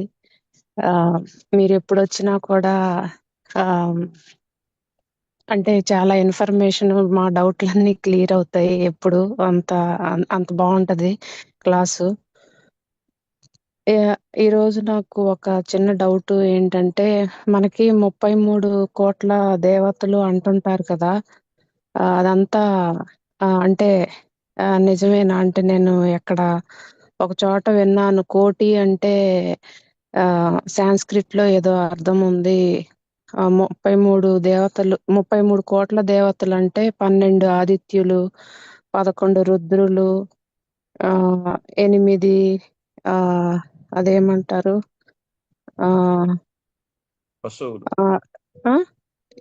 వసువులు, 2 అశ్విని దేవతలు, వీళ్ళంతా కలిపి 33 కోటి అంటే సాంస్క్రిట్ లో ఏదో అర్థం ఉంది. వీళ్ళందరినీ కలిపి 33 కోట్లు అంటారు. అది నిజమేనా ప్రభుజీ? అవును మాతాజీ, నిజమే. ఎందుకంటే ఎంతో మంది గ్రామ దేవతలు ఉన్నారు. మనం లిఖించడం అనేది సాధ్యం కానటువంటి పని. ఏ విధంగా అయితే భగవంతుడి అవతారాలు అసంఖ్యపూర్వకంగా ఉంటాయో, అదే విధంగా దేవీ దేవతలు కూడా 33 కోట్లు అని ఒక నెంబర్ మనం పెట్టుకున్నాం. కానీ అవి ఎప్పుడు చేంజ్ అవుతుంది. పొజిషన్ ఏంటంటే, ఇప్పుడు బ్రహ్మ ఉన్నాడు, బ్రహ్మ చతుర్ముఖ బ్రహ్మ ఉన్నాడు, మూడు ముఖాలు, 3 తలల బ్రహ్మ ఉన్నాడు, 100 తలల బ్రహ్మ ఉన్నాడు, 1000 తలల బ్రహ్మ ఉన్నాడు, 1,00,000 తలలతో ఉన్నటువంటి బ్రహ్మ కూడా ఉన్నాడు. మనం క్యాల్కులేట్ చేసుకుంటూ పోలేం. సో ఆ బ్రహ్మకి ఆ తగినటువంటి లోకాలు కూడా ఉన్నాయి. ఒకసారి ఇది శ్రీకృష్ణ భగవానుడి యొక్క లీలలు కూడా వస్తుంది ఈ కథ. ఒకసారి శ్రీకృష్ణ భగవానుడు బ్రహ్మని ఆహ్వానిస్తారు. సో బ్రహ్మ వస్తాడు, బ్రహ్మ అనుకుంటాడు, ఎక్కడనే బ్రహ్మ అనుకుంటాడు. సో నేను వచ్చాను అంటే కృష్ణుడు అడుగుతాడు, ఏ బ్రహ్మ వచ్చాడు అని. బ్రహ్మకు అర్థం కాదు, ఏ బ్రహ్మ వచ్చాడా అంటారు. సో అప్పుడు ఆయనకు అర్థమవుతుంది, బ్రహ్మ అంటే నేను నాదొక్కటే పొజిషన్ కాదు, అక్కడ ఇంకెంతో మంది బ్రహ్మలు కూడా ఉన్నారని చెప్పి అప్పుడు ఆ విధంగా ఆయనకి అవగాహన చేకూరుస్తారు భగవంతుడు కృష్ణుడు. సో అలా గమనించినట్లయితే ఎంతో మంది దేవతలు ఉన్నారు, గ్రామ దేవతలు ఉన్నారు. అలా ఒక్కొక్క లోకానికి ఒక్కొక్క అధిష్టానమైనటువంటి దేవి దేవతలు ఉన్నారు. ఒక్కొక్క కార్యాన్ని చేపట్టడానికి, ఆ కార్యాన్ని భగవంతుడు చేపించడానికి కూడా ఒక్కొక్క దేవతని కేటాయించున్నారు. కానీ వీరంతా కూడా భగవంతుడు, దేవదేవుడు అయినటువంటి శ్రీకృష్ణుడు భగవానుడి యొక్క ఆధ్వర్యంలోనే కార్యాలన్నీ చేస్తారు. ఆ విషయాన్ని మనం గుర్తించాలి. సోందాల్ మాతాజీ. యా యా అంటే శ్రీకృష్ణుడు ఆధ్వర్యంలోనే ఉన్నామని తెలుసు. అంటే ఇంకా ఎప్పుడు అంటే మనం చిన్నప్పటి నుంచి వింటా ఉంటాం కదా ఈ 33 కోట్లు అని. ఇంకా అది ఎప్పుడు డౌట్ ఉంటది. ఆ, అందుకని అడుగుతున్నా ప్రభుజీ.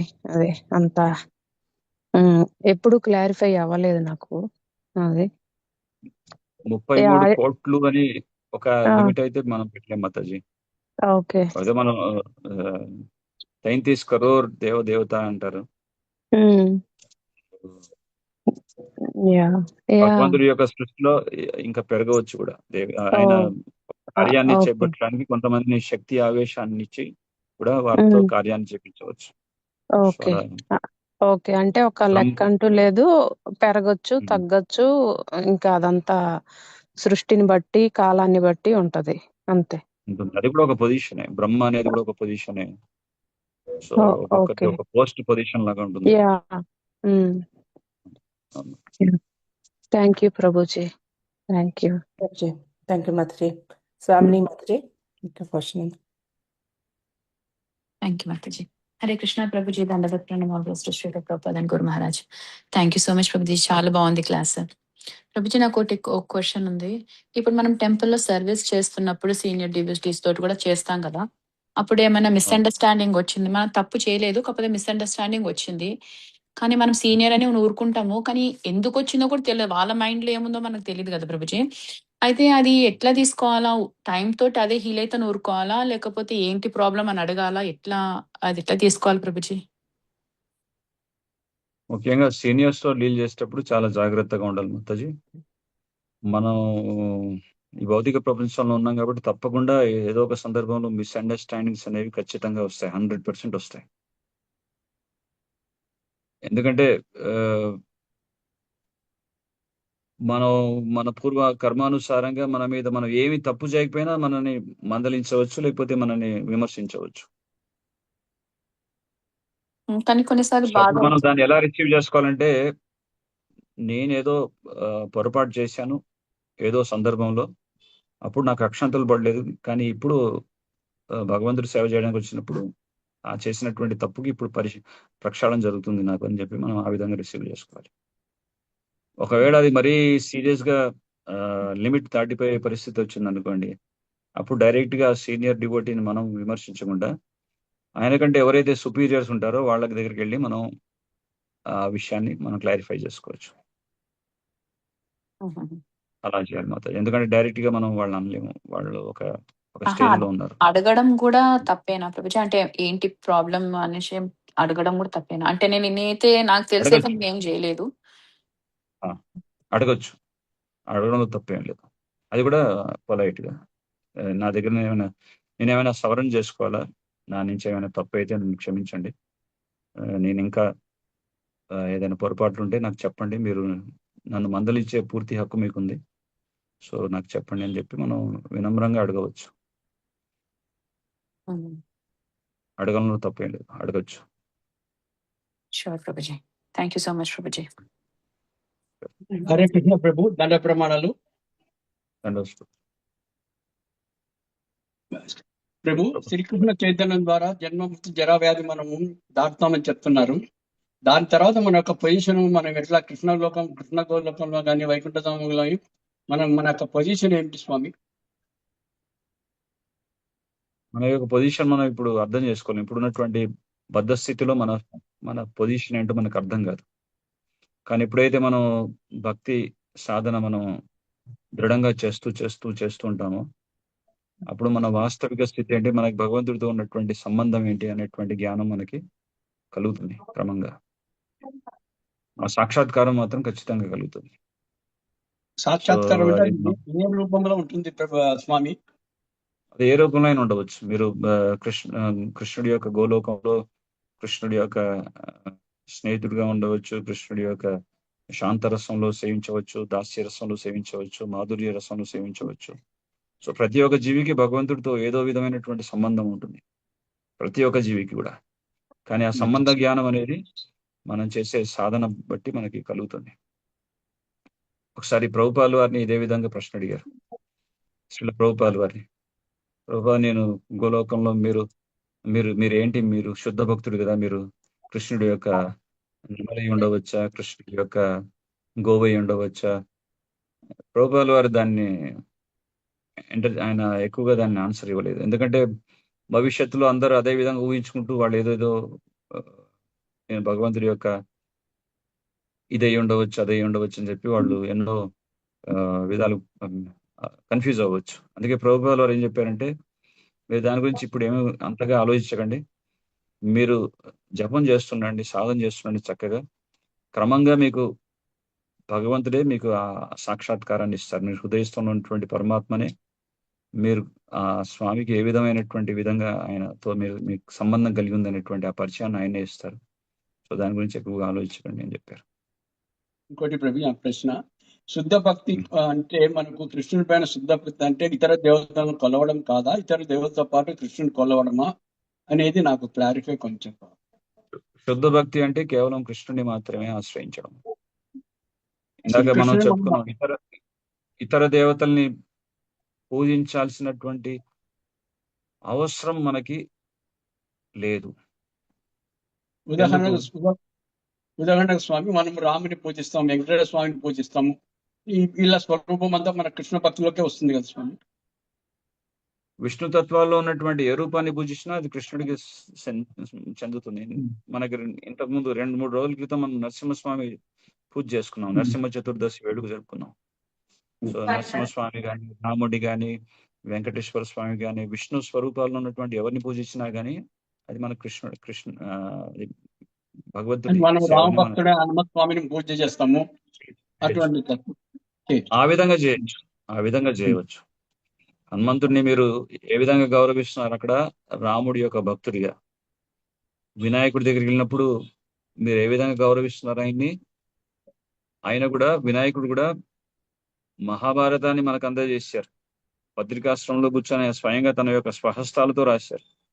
యత్పాద పల్లవ యుగాం వినిధాయ కుంభ ద్వందే ప్రణామ సమయే సగనాదిరాజ విజ్ఞాన విహంతు మలమస్య జగత్రయస్య గోవిందమాది పురుషం తమహం భజామి.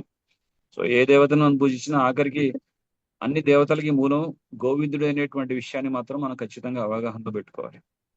సో దేవతల్ని గౌరవించాలి, గౌరవించొద్దు అని చెప్పట్లేదు నేను ఇక్కడ. కానీ ప్రత్యేకంగా వాళ్ళని ఆశ్రయించి నాకు ఈ కోరిక తీరుస్తావా లేదా అని చెప్పి ఆ విధంగా వాళ్ళని ఆశ్రయించకూడదని చెప్తున్నాను నేను. అంతే. మనం ఏ దేవత ఆలయానికి వెళ్ళినా సరే వాళ్ళని గౌరవిస్తాం, వాళ్ళని నమస్కరిస్తాం, వాళ్ళకి తగిన రీతిలో మనం వాళ్ళకి ప్రణామాలు అర్పిస్తాం, అన్ని చేస్తాం. కానీ ధనం దేహి రూపవతి భార్యాం దేహి, ఇది అది నాకు డబ్బు ఇవ్వు, నాకు అది ఇవ్వు, నాకు ఇది ఇవ్వు, నా కోరిక తీర్చు అని చెప్పి ఈ విధంగా మాత్రం దేవతల్ని ఆశ్రయించకూడదని చెప్తున్నాను. ఫర్ ఎగ్జాంపుల్ మీరు అన్నారు ఆంజనేయ స్వామి రామ భక్తుడు, తప్పకుండా భక్తుడిని మనం ఆశ్రయించాలి. ఇందాక ఈ శ్లోకంలో అదే చెప్తున్నారు కదా, శుద్ధ భక్తుని ఆశ్రయంలో వెళ్ళాలి అని చెప్తున్నారు. సో ఆంజనేయుడు శుద్ధ భక్తుడు, ఆయన రామ భక్తుడు. సో ఆంజనేయుని తప్పకుండా నమస్కరించాలి.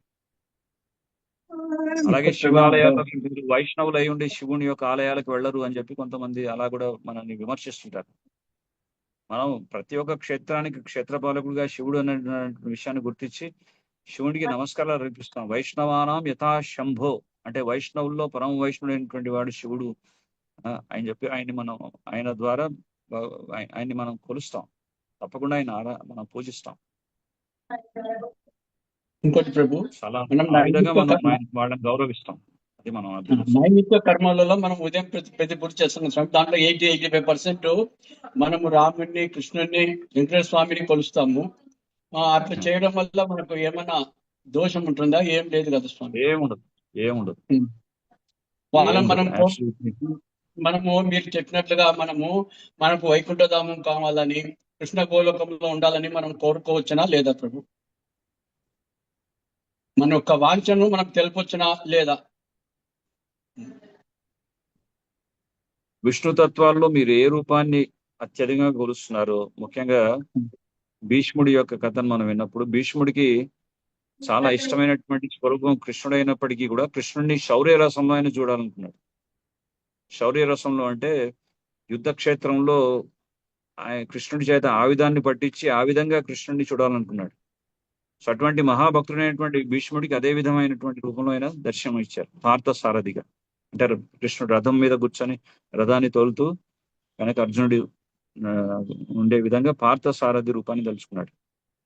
సో ఆయన ఇష్టించాడు కాబట్టి భీష్ముడికి పార్థసారథి లోకం దక్కింది. సో అలాగే కూడా మీరు ప్రత్యేకంగా వెంకటేశ్వర స్వామి మీకు ఇష్టదైవం అయితే మీరు ఇస్కాన్ లో వచ్చారు, హరే కృష్ణ మంత్రం జపించండి, వెంకటేశ్వర స్వామిని స్మరించండి. సో ఆ భగవంతుడు మనకంటే మన హృదయస్థంలో ఉన్నటువంటి కోరిక భగవంతుడికి బాగా తెలుసు కనుక మనకి ఆ తగినటువంటి యోగ్యత మనం సంపాదించుకుంటే ఆ భూలోక వైకుంఠంలో ఉన్నటువంటి శ్రీ వెంకటేశ్వర స్వామికి సన్నిధి ఆయన లోకానికి మనం వెళ్ళవచ్చు. సో అది మన మన మన మనస్సు, మన నిష్ట, మన అచంచలమైనటువంటి శ్రద్ధ మీద ఆధారపడి ఉంటుంది. ఇప్పుడు హనుమంతుల వారు ఉన్నారు, ఆయన ఎప్పుడు రాముడినే కొలుస్తున్నాడు. మరి ఆయన ఎక్కడ వెళ్ళి ఉన్నారు ఇప్పుడు? అంటే ఇప్పటికీ చిరంజీవిగా భూమి మీద ఉన్నారు అనుకోండి, కానీ ఆయన ఇష్టమైంది రాముడు, రాముడి యొక్క లీలలు, అయోధ్య, దాని మీదనే అహర్నిశలు ధ్యానిస్తూనే ఉంటారు.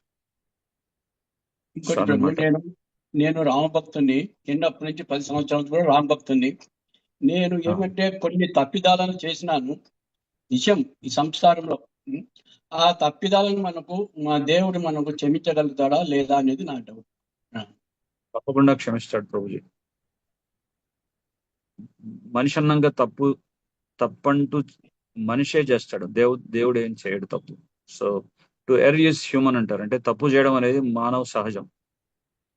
కానీ నేను తప్పు చేశాను, ఒక్కసారి ఆ శ్రీరామచంద్రుడి దగ్గరికి వెళ్ళేసి, స్వామి నేను ఎన్నో తప్పులు చేశాను స్వామి, దయచేసి నన్ను క్షమించి నాకు మీరు ఆశ్రయాన్ని ఇవ్వండి అంటే, ఈ రోజు నుంచి నేను రాముడు వాడిని అని మనం ఎప్పుడు ఎప్పితే ఒప్పుకుంటామో అదే రోజు నుంచి రాముడు మనం యాక్సెప్ట్ చేస్తాడు, మన పాపాలన్నింటినీ క్షమించి. అంత కరుణ, అంత కృపతో ఉంటారు భగవంతుడు. సో కృష్ణుడు కానీ, రాముడు కానీ, వెంకటేశ్వర స్వామిని కానీ, నరసింహస్వామిని కానీ మనం దైన్య భావంతో, అంటే మనం అందరం తప్పులు చేసాం కాబట్టి భౌతిక జగత్తులో ఉన్నాం, తప్పు చేయకుండా ఇక్కడ రాలేదు కనుక మనం మన తప్పును మనం ఒప్పుకుంటూ, స్వామి ఈ రోజు నుంచి నేను నీ వాడిని, నన్ను స్వీకరించండి అని ఒక్కసారి అడిగితే తప్పకుండా రాముడు మనల్ని స్వీకరిస్తాడు, దాంట్లో ఎటువంటి సందేహం లేదు. ఓకే ప్రభు, ధన్యవాదాలు ప్రభు. థ్యాంక్ యూ ప్రభుజీ, చాలా పేషెన్స్ తో చాలా సమాధానంగా చెప్పారు. దీప్తి మాతాజీ, మీరు హ్యాండ్ రైస్ చేశారు ఇందాక, మీకు ఏమైనా క్వశ్చన్ ఉందా? హరే కృష్ణ ప్రభుజీ, దండవత్ ప్రణామాలు ప్రభుజీ. ఐ థింక్ మీరు అదే టచ్ చేసినట్టున్నారు. నాకు దేవతల గురించే క్వశ్చన్ అనిపించింది. అంటే లైక్ మనం 33 కోట్ల దేవతల్ని మనం పూజించాం, కానీ మనం ఎక్కువగా పూజించేది వినాయకుడు, దుర్గామాత, శివుడు, లక్ష్మీదేవి, అలాగా ఒక టాప్ ఒక 5-6 అలా ఉంటారు కదా ప్రభుజీ. వాళ్ళనే మన సుబ్రహ్మణ్య స్వామి అలాగా కొంతమందినే పూజిస్తాం కదా. సో వాళ్ళని కూడా మనము పూజించాలా, లేదా దేవుడు అంటే వెళ్ళి మీరు ఇందాక చెప్పినట్టు వెళ్ళొచ్చు, స్తుతి చేయొచ్చు, కానీ కోరికలు అడగకూడదు అని చెప్పారు. వీళ్ళని కూడా మనము ఆ 33 కోట్ల దేవతల కింద కన్సిడర్ చేస్తారా, లేకపోతే అలా ఉండదా అన్నది క్వశ్చన్ అనిపించింది ప్రభుజీ. గోవిందం ఆది పురుషం తమహం భజామి, అందరికీ మూలం గోవిందుడే. ఫస్ట్ ఈ పాయింట్ ని మనం గట్టిగా మనసులో నిలుపుకోవాలి. మనకి గీతా మహత్యంలో ఉన్నటువంటి ఆఖరి శ్లోకంలో శ్రీపాద ఆది శంకరాచార్యుల వారి విషయాన్ని ధృవీకరిస్తున్నారు. ఏకో దేవో దేవకీపుత్ర ఏవ, ఏకో శాస్త్రం దేవకీపుత్ర గీతం, ఏకో మంత్ర తస్య నామాని అని, కర్మాప్య ఏకం తస్య దేవస్య సేవ. అంటే ఒకటే దేవుడు, దేవకీపుత్రుడు అంటే శ్రీకృష్ణ భగవానుడు. ఇప్పుడు ప్రశ్న ఏంటంటే, మనకి ఒక చెట్టు ఉంది ఇంట్లో, ఆ చెట్టుకి పండ్లు కాస్తున్నాయి, పూలు ఉన్నాయి, చల్లటి నీడుస్తుంది, చక్కటి గాలిస్తుంది. మరి ఆ చెట్టుకి నాకు పండు ఇష్టం కదా అని చెప్పి పండుకు నీరు పోద్దామా? ఆ చెట్టుకున్నటువంటి పూలు నాకు ఇష్టం కాబట్టి పూలకి నీళ్లు పోద్దామా? లేదా గాలిని ఇస్తుందని చెప్పి కొమ్మకి రెమ్మలకి నీళ్లు పోద్దామా? ఎక్కడ నీటిని మనం పోయాలి? మీరు చెప్పండి ఆన్సర్. వేర్లకే పోస్తాం ప్రభుజీ, మూలానికి పోస్తాం, మొదళ్ళకే పోస్తాం. సో అదే విధంగా అన్నిటికీ మూలమైనటువంటి గోవిందుడు కృష్ణుడిని సేవిస్తే సుబ్రహ్మణ్య స్వామి గాని, దుర్గామాత గాని, వినాయకుడు గాని, ఇంకా 33 కోట్ల దేవతల యొక్క పరిధిలోకి వచ్చేటువంటి వారందరూ కూడా సంతృప్తి చెందుతారు. సో ప్రత్యేకంగా మనం వెళ్ళి వాళ్ళని కొలవాల్సినటువంటి అవసరం లేదు. అయ్యో కొలవకపోతే వాళ్ళు బాధపడతారు, అస్సలు బాధపడరు. ఇక్కడ ఇండియన్ పాలిటిక్స్ లాగా ఒకరికి మనం పూజ చేస్తే ఇంకొకరు ఫీల్ అవుతారనేది ఏం లేదు. ఇక్కడ వాళ్ళకి క్లియర్ గా అండర్స్టాండింగ్ ఉంది. దేవతలకి, ముఖ్యంగా వినాయకుడికి. మనం నరసింహస్వామిని ఉపాసన చేస్తే, నరసింహ చతుర్దశి చక్రంగా పాటించినట్లయితే విఘ్నేశ్వరుడు ప్రసన్నం అవుతారు. ఎందుకంటే విఘ్నేశ్వరుడు కొలిసేటటువంటి దైవం కూడా నరసింహస్వామి. సో అలాగే ఆయన రాసినటువంటి మహాభారతాన్ని చదివితే వినాయకుడు ప్రసన్నం అవుతాడు ఆటోమేటిక్ గా. మహాభారతంలో ఏంది? కృష్ణుడి యొక్క మహిమాన్వితమైనటువంటి చరిత్రమే ఉంది. సో వినాయకుడు తన స్వహస్తాలతో కూడా ఆయన కీర్తించింది ఎవరు అంటే కృష్ణుడే, నరసింహస్వామిని. అలాగే దుర్గాదేవి ఎవరు? దైవీ హేషా గుణమయి మమ మాయ దురత్యయ మమ మాయ అంటే కృష్ణుడి యొక్క మాయా శక్తి ఆవిడ. ఛాయేవ యస్య భువనాని బిభర్తి దుర్గా అంటే కృష్ణుడి యొక్క ఛాయగా వ్యవహరిస్తుంది. కృష్ణుడు చెప్పింది ప్రతిదీ కూడా ఆవిడ చేస్తూనే ఉంటుంది. సో కృష్ణుడి యొక్క ఛాయలాగా వ్యవహరిస్తూ కృష్ణుడి యొక్క నిర్దేశానుసారంగా కార్యాలు చేస్తున్నప్పుడు, ఆ కృష్ణుడిని పూజించినప్పుడు ఆవిడ ప్రసన్నం అవుతుంది ఆటోమేటిక్గా. చాలా మీరు ఎవరిని తీసుకున్నా సరే వారంతా కూడా వారందరికీ కూడా మూలం గోవిందుడే. కాబట్టి గోవిందుడిని పూజించినంత మాత్రం చేత వీరందరుగా ప్రసన్నం అవుతారు, సంతృప్తి చెందుతారు. వారికి ప్రత్యేకంగా మనం పూజించాల్సినటువంటి అవసరం లేదు. అంటే దేవి మనకి నవరాత్రులు అలా వస్తాయి కదా ప్రభుజీ. ఇప్పుడు వినాయక చవితి, శివరాత్రి, అప్పుడు ఆ డేస్ లో ఆ రెస్పెక్టివ్ గాడ్స్ నే పూజిస్తాం కదా.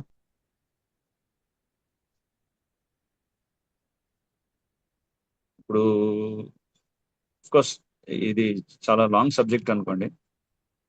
ఇప్పుడు వినాయక చవితి గురించే చెప్పుకుందాం. సో మన వైష్ణవ సాంప్రదాయంలో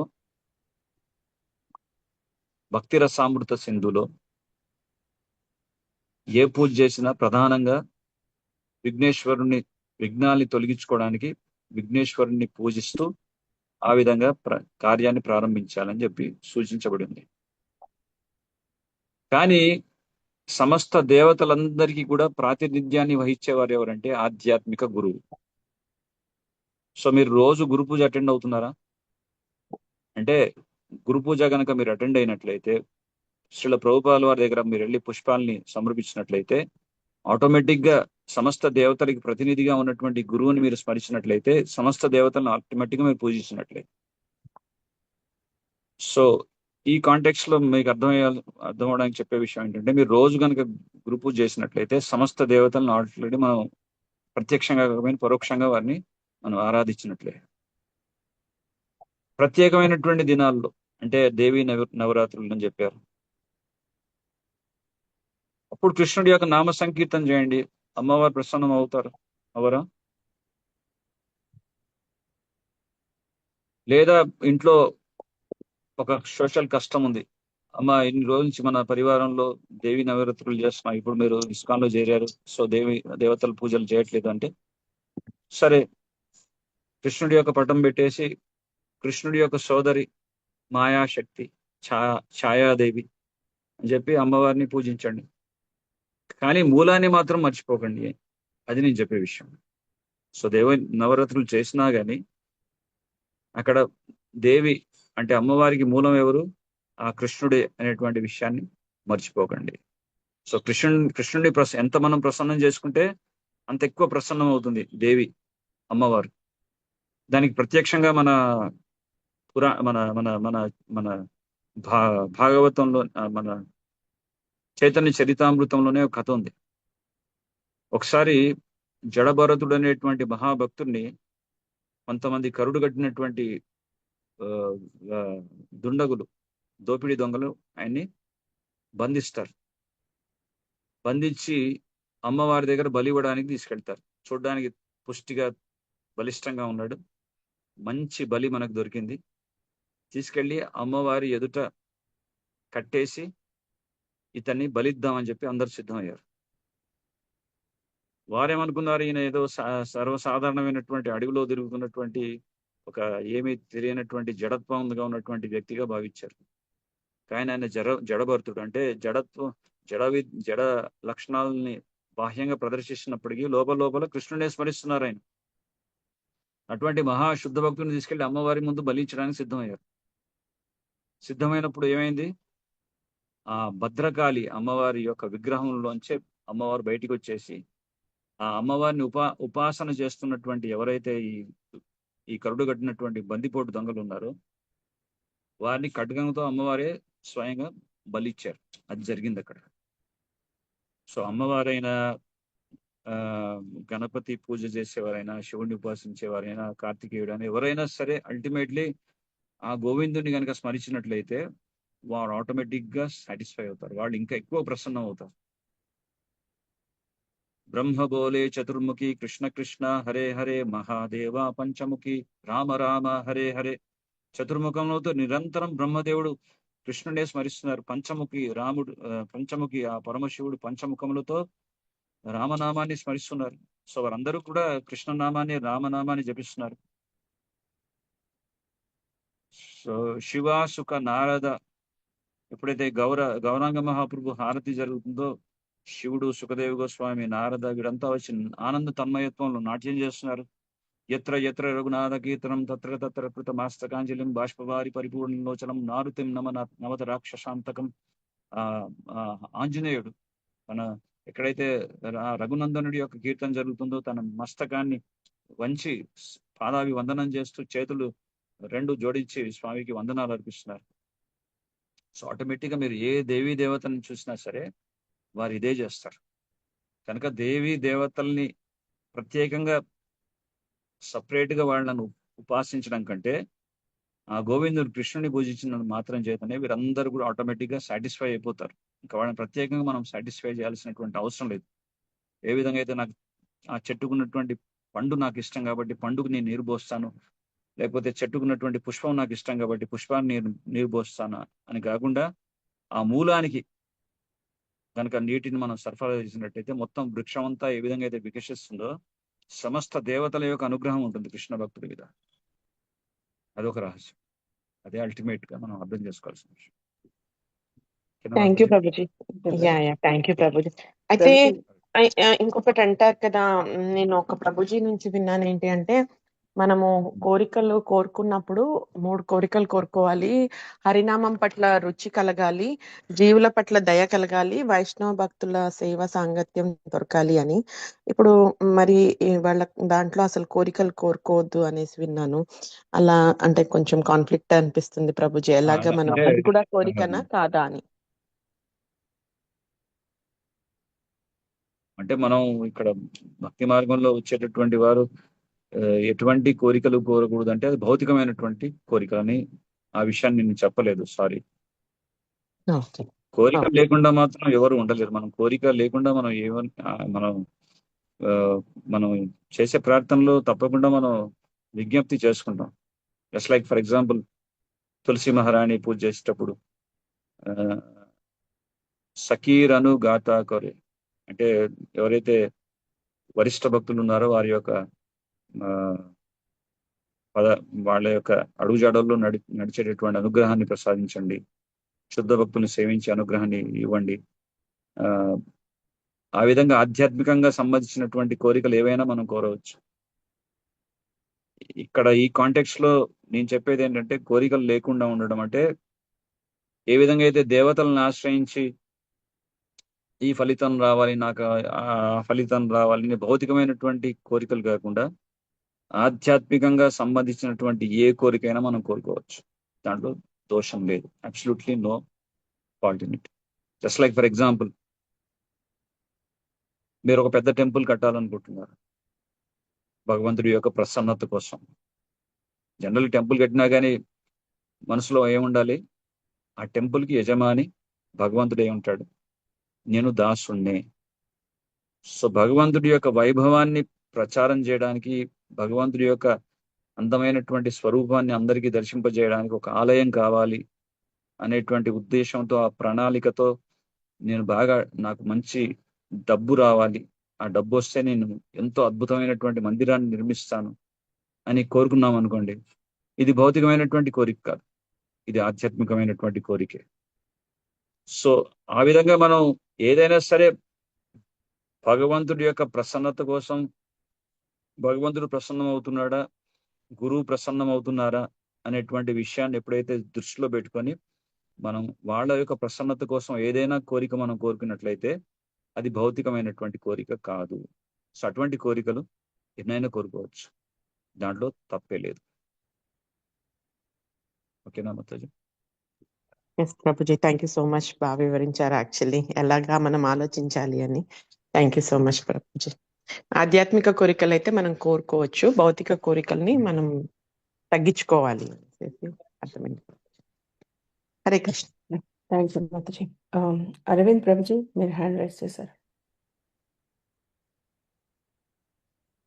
హరే కృష్ణ.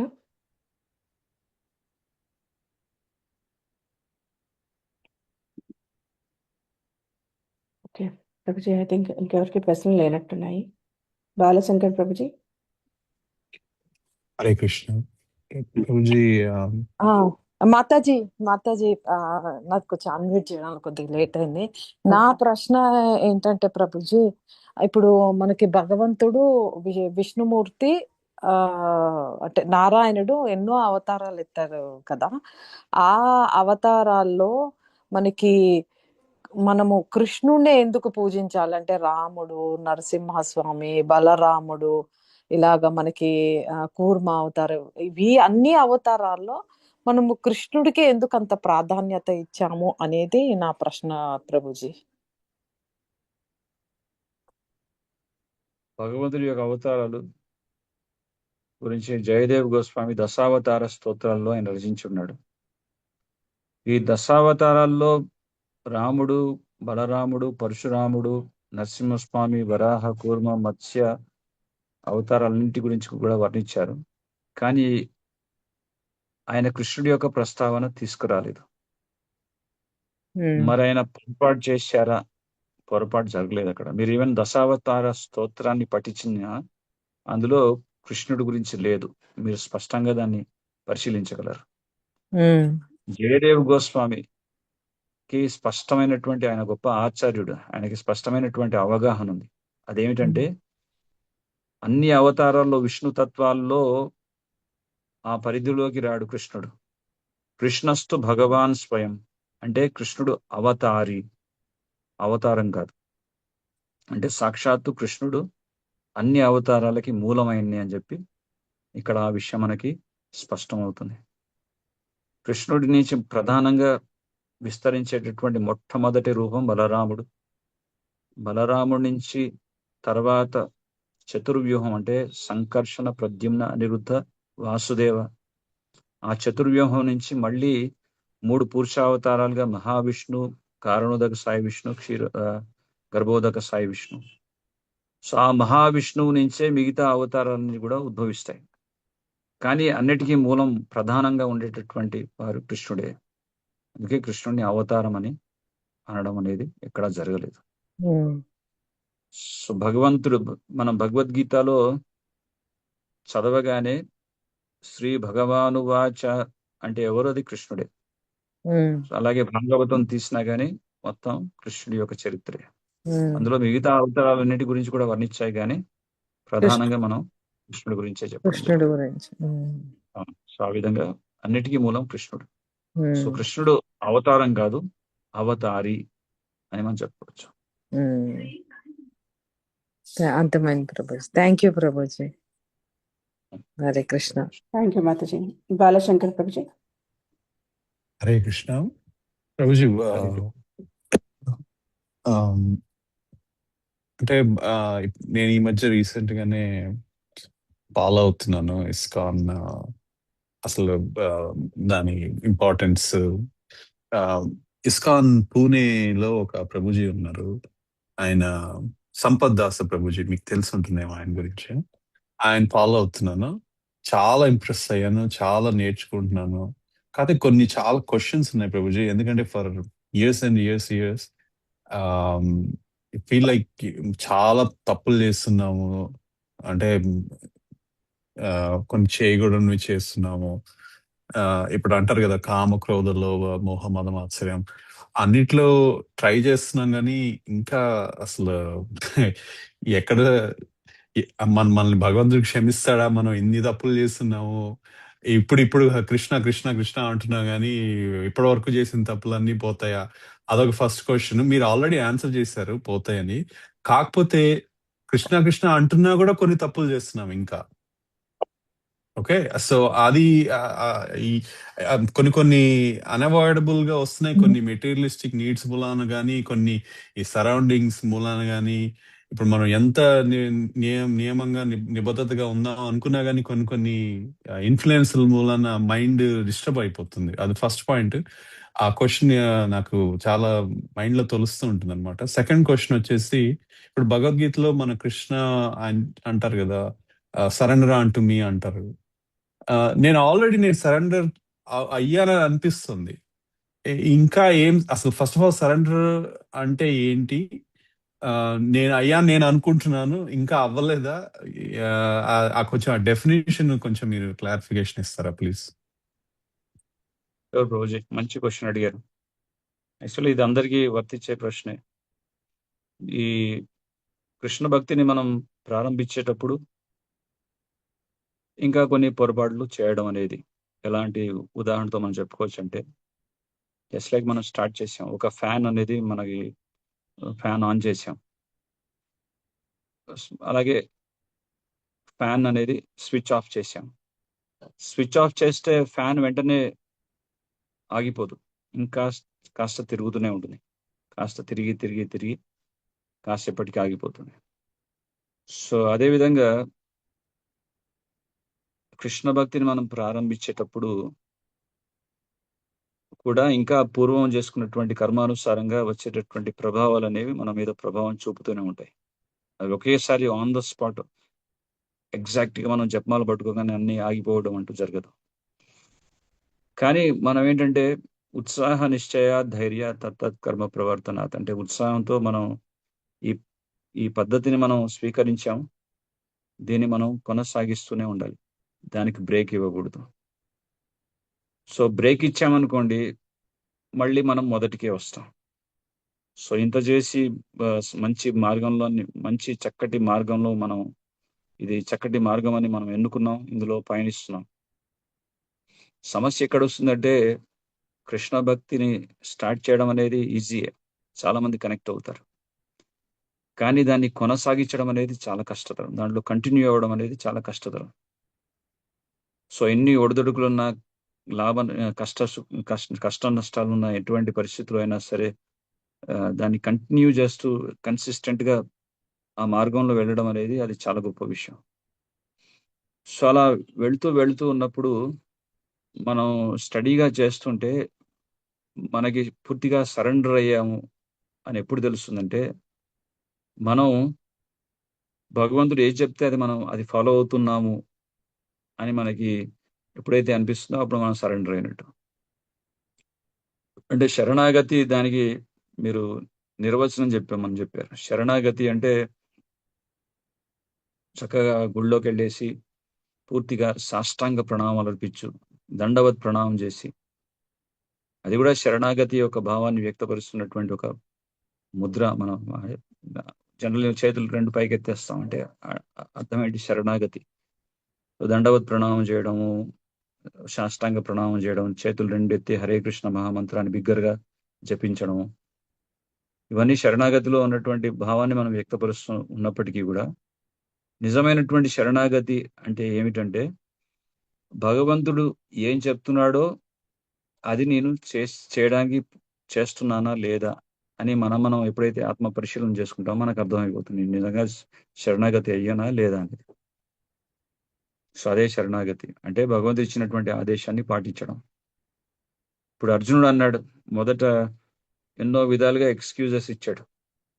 యుద్ధం చేయను, గురువున హత్వా హి మహానుభావాన్, గురు స్థానంలో ఉన్నటువంటి ద్రోణాచార్యుణ్ణి, ఎంతో గౌరవనీయ పూజ్యులైనటువంటి భీష్మ పితామహుణ్ణి యుద్ధక్షేత్రంలో నేను వధించాలా, వాళ్ళు పూజనీయమైనటువంటి వారు అని ఎన్నో చెప్పుకుంటూ వచ్చాడు.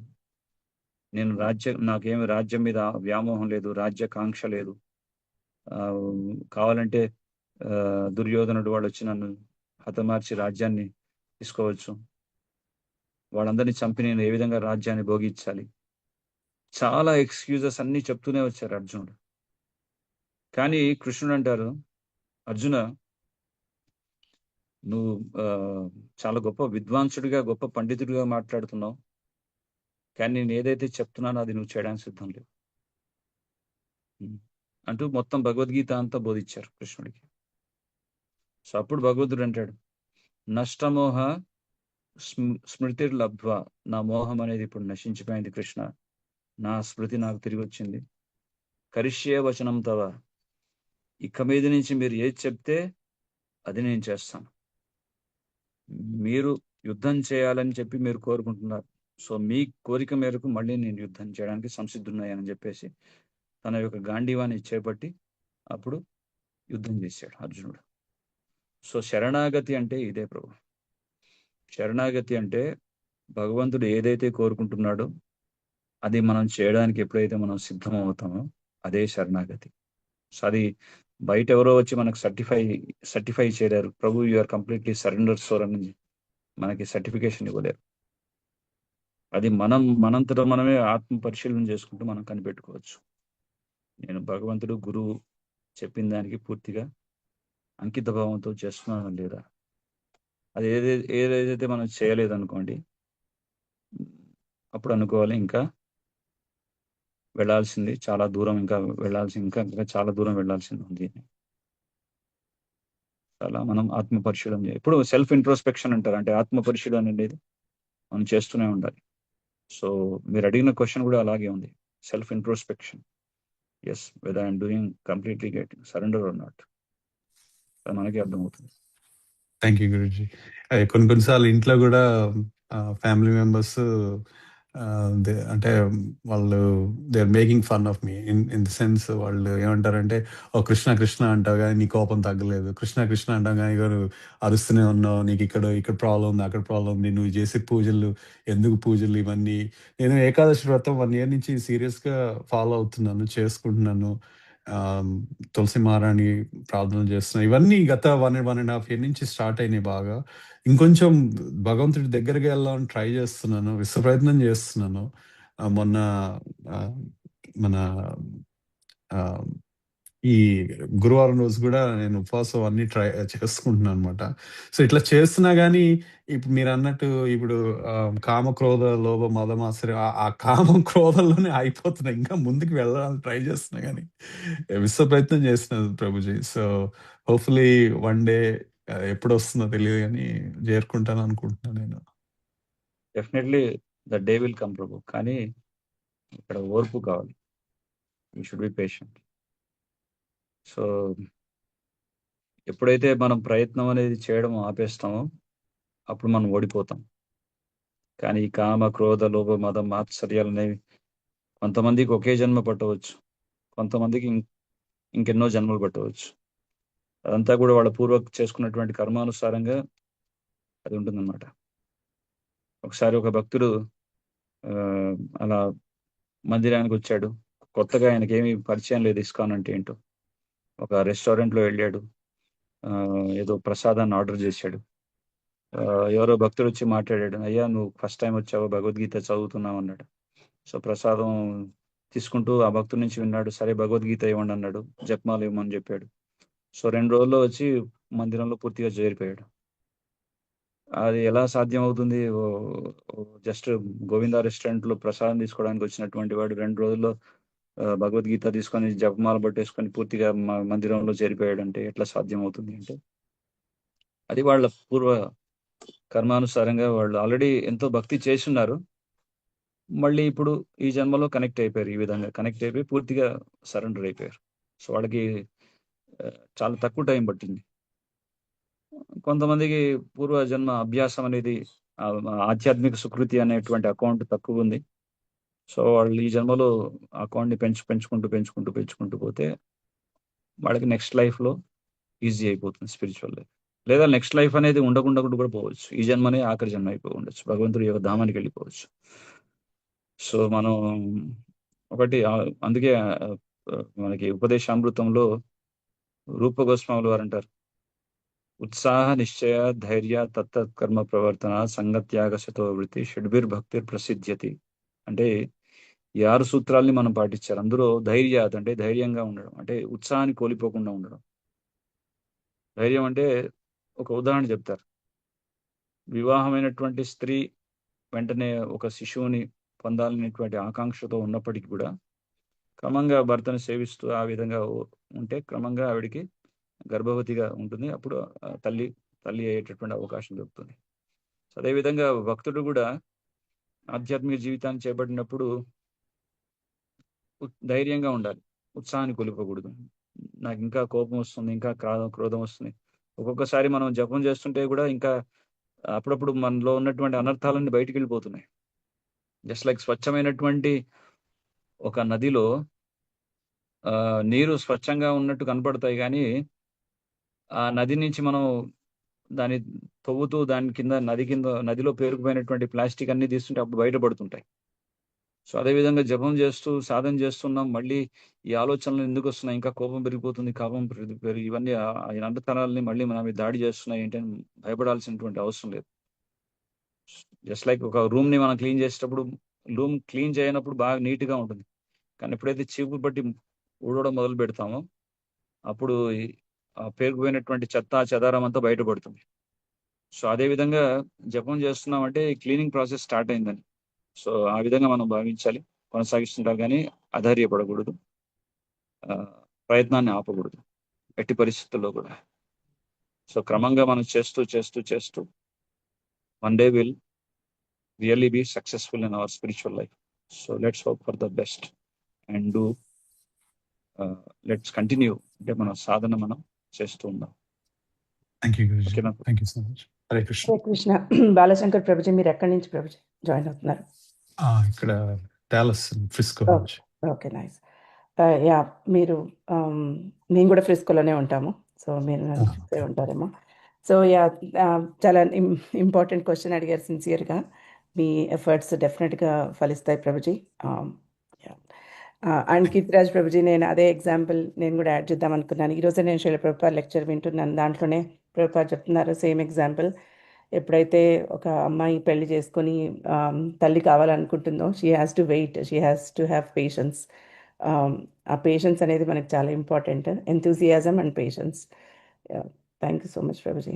Yeah, nice. యా, ఇంకా 1:45 అయింది ఆల్రెడీ క్లాస్ ఈరోజు. చాలా చాలా ధన్యవాదాలు ప్రభుజీ, ఎంతో పేషెన్స్గా అందరికీ క్వశ్చన్స్ ఆన్సర్స్ చెప్పారు. భక్తులందరికీ కూడా ధన్యవాదాలు. ఇలాగే మనం రేపు మళ్ళీ కలిసి మళ్ళీ భాగవతం చెప్పుకుందాము. ప్రభుజీ, మళ్ళీ ఒకసారి ధన్యవాదాలు మీకు. మళ్ళీ మీరు ఇలాగే వచ్చి మా క్లాస్ చెప్పాలని కోరుకుంటున్నాం ప్రభుజీ. మీ పర్మిషన్తో ఇక్కడ ముగిస్తాను ప్రభుజీ క్లాస్.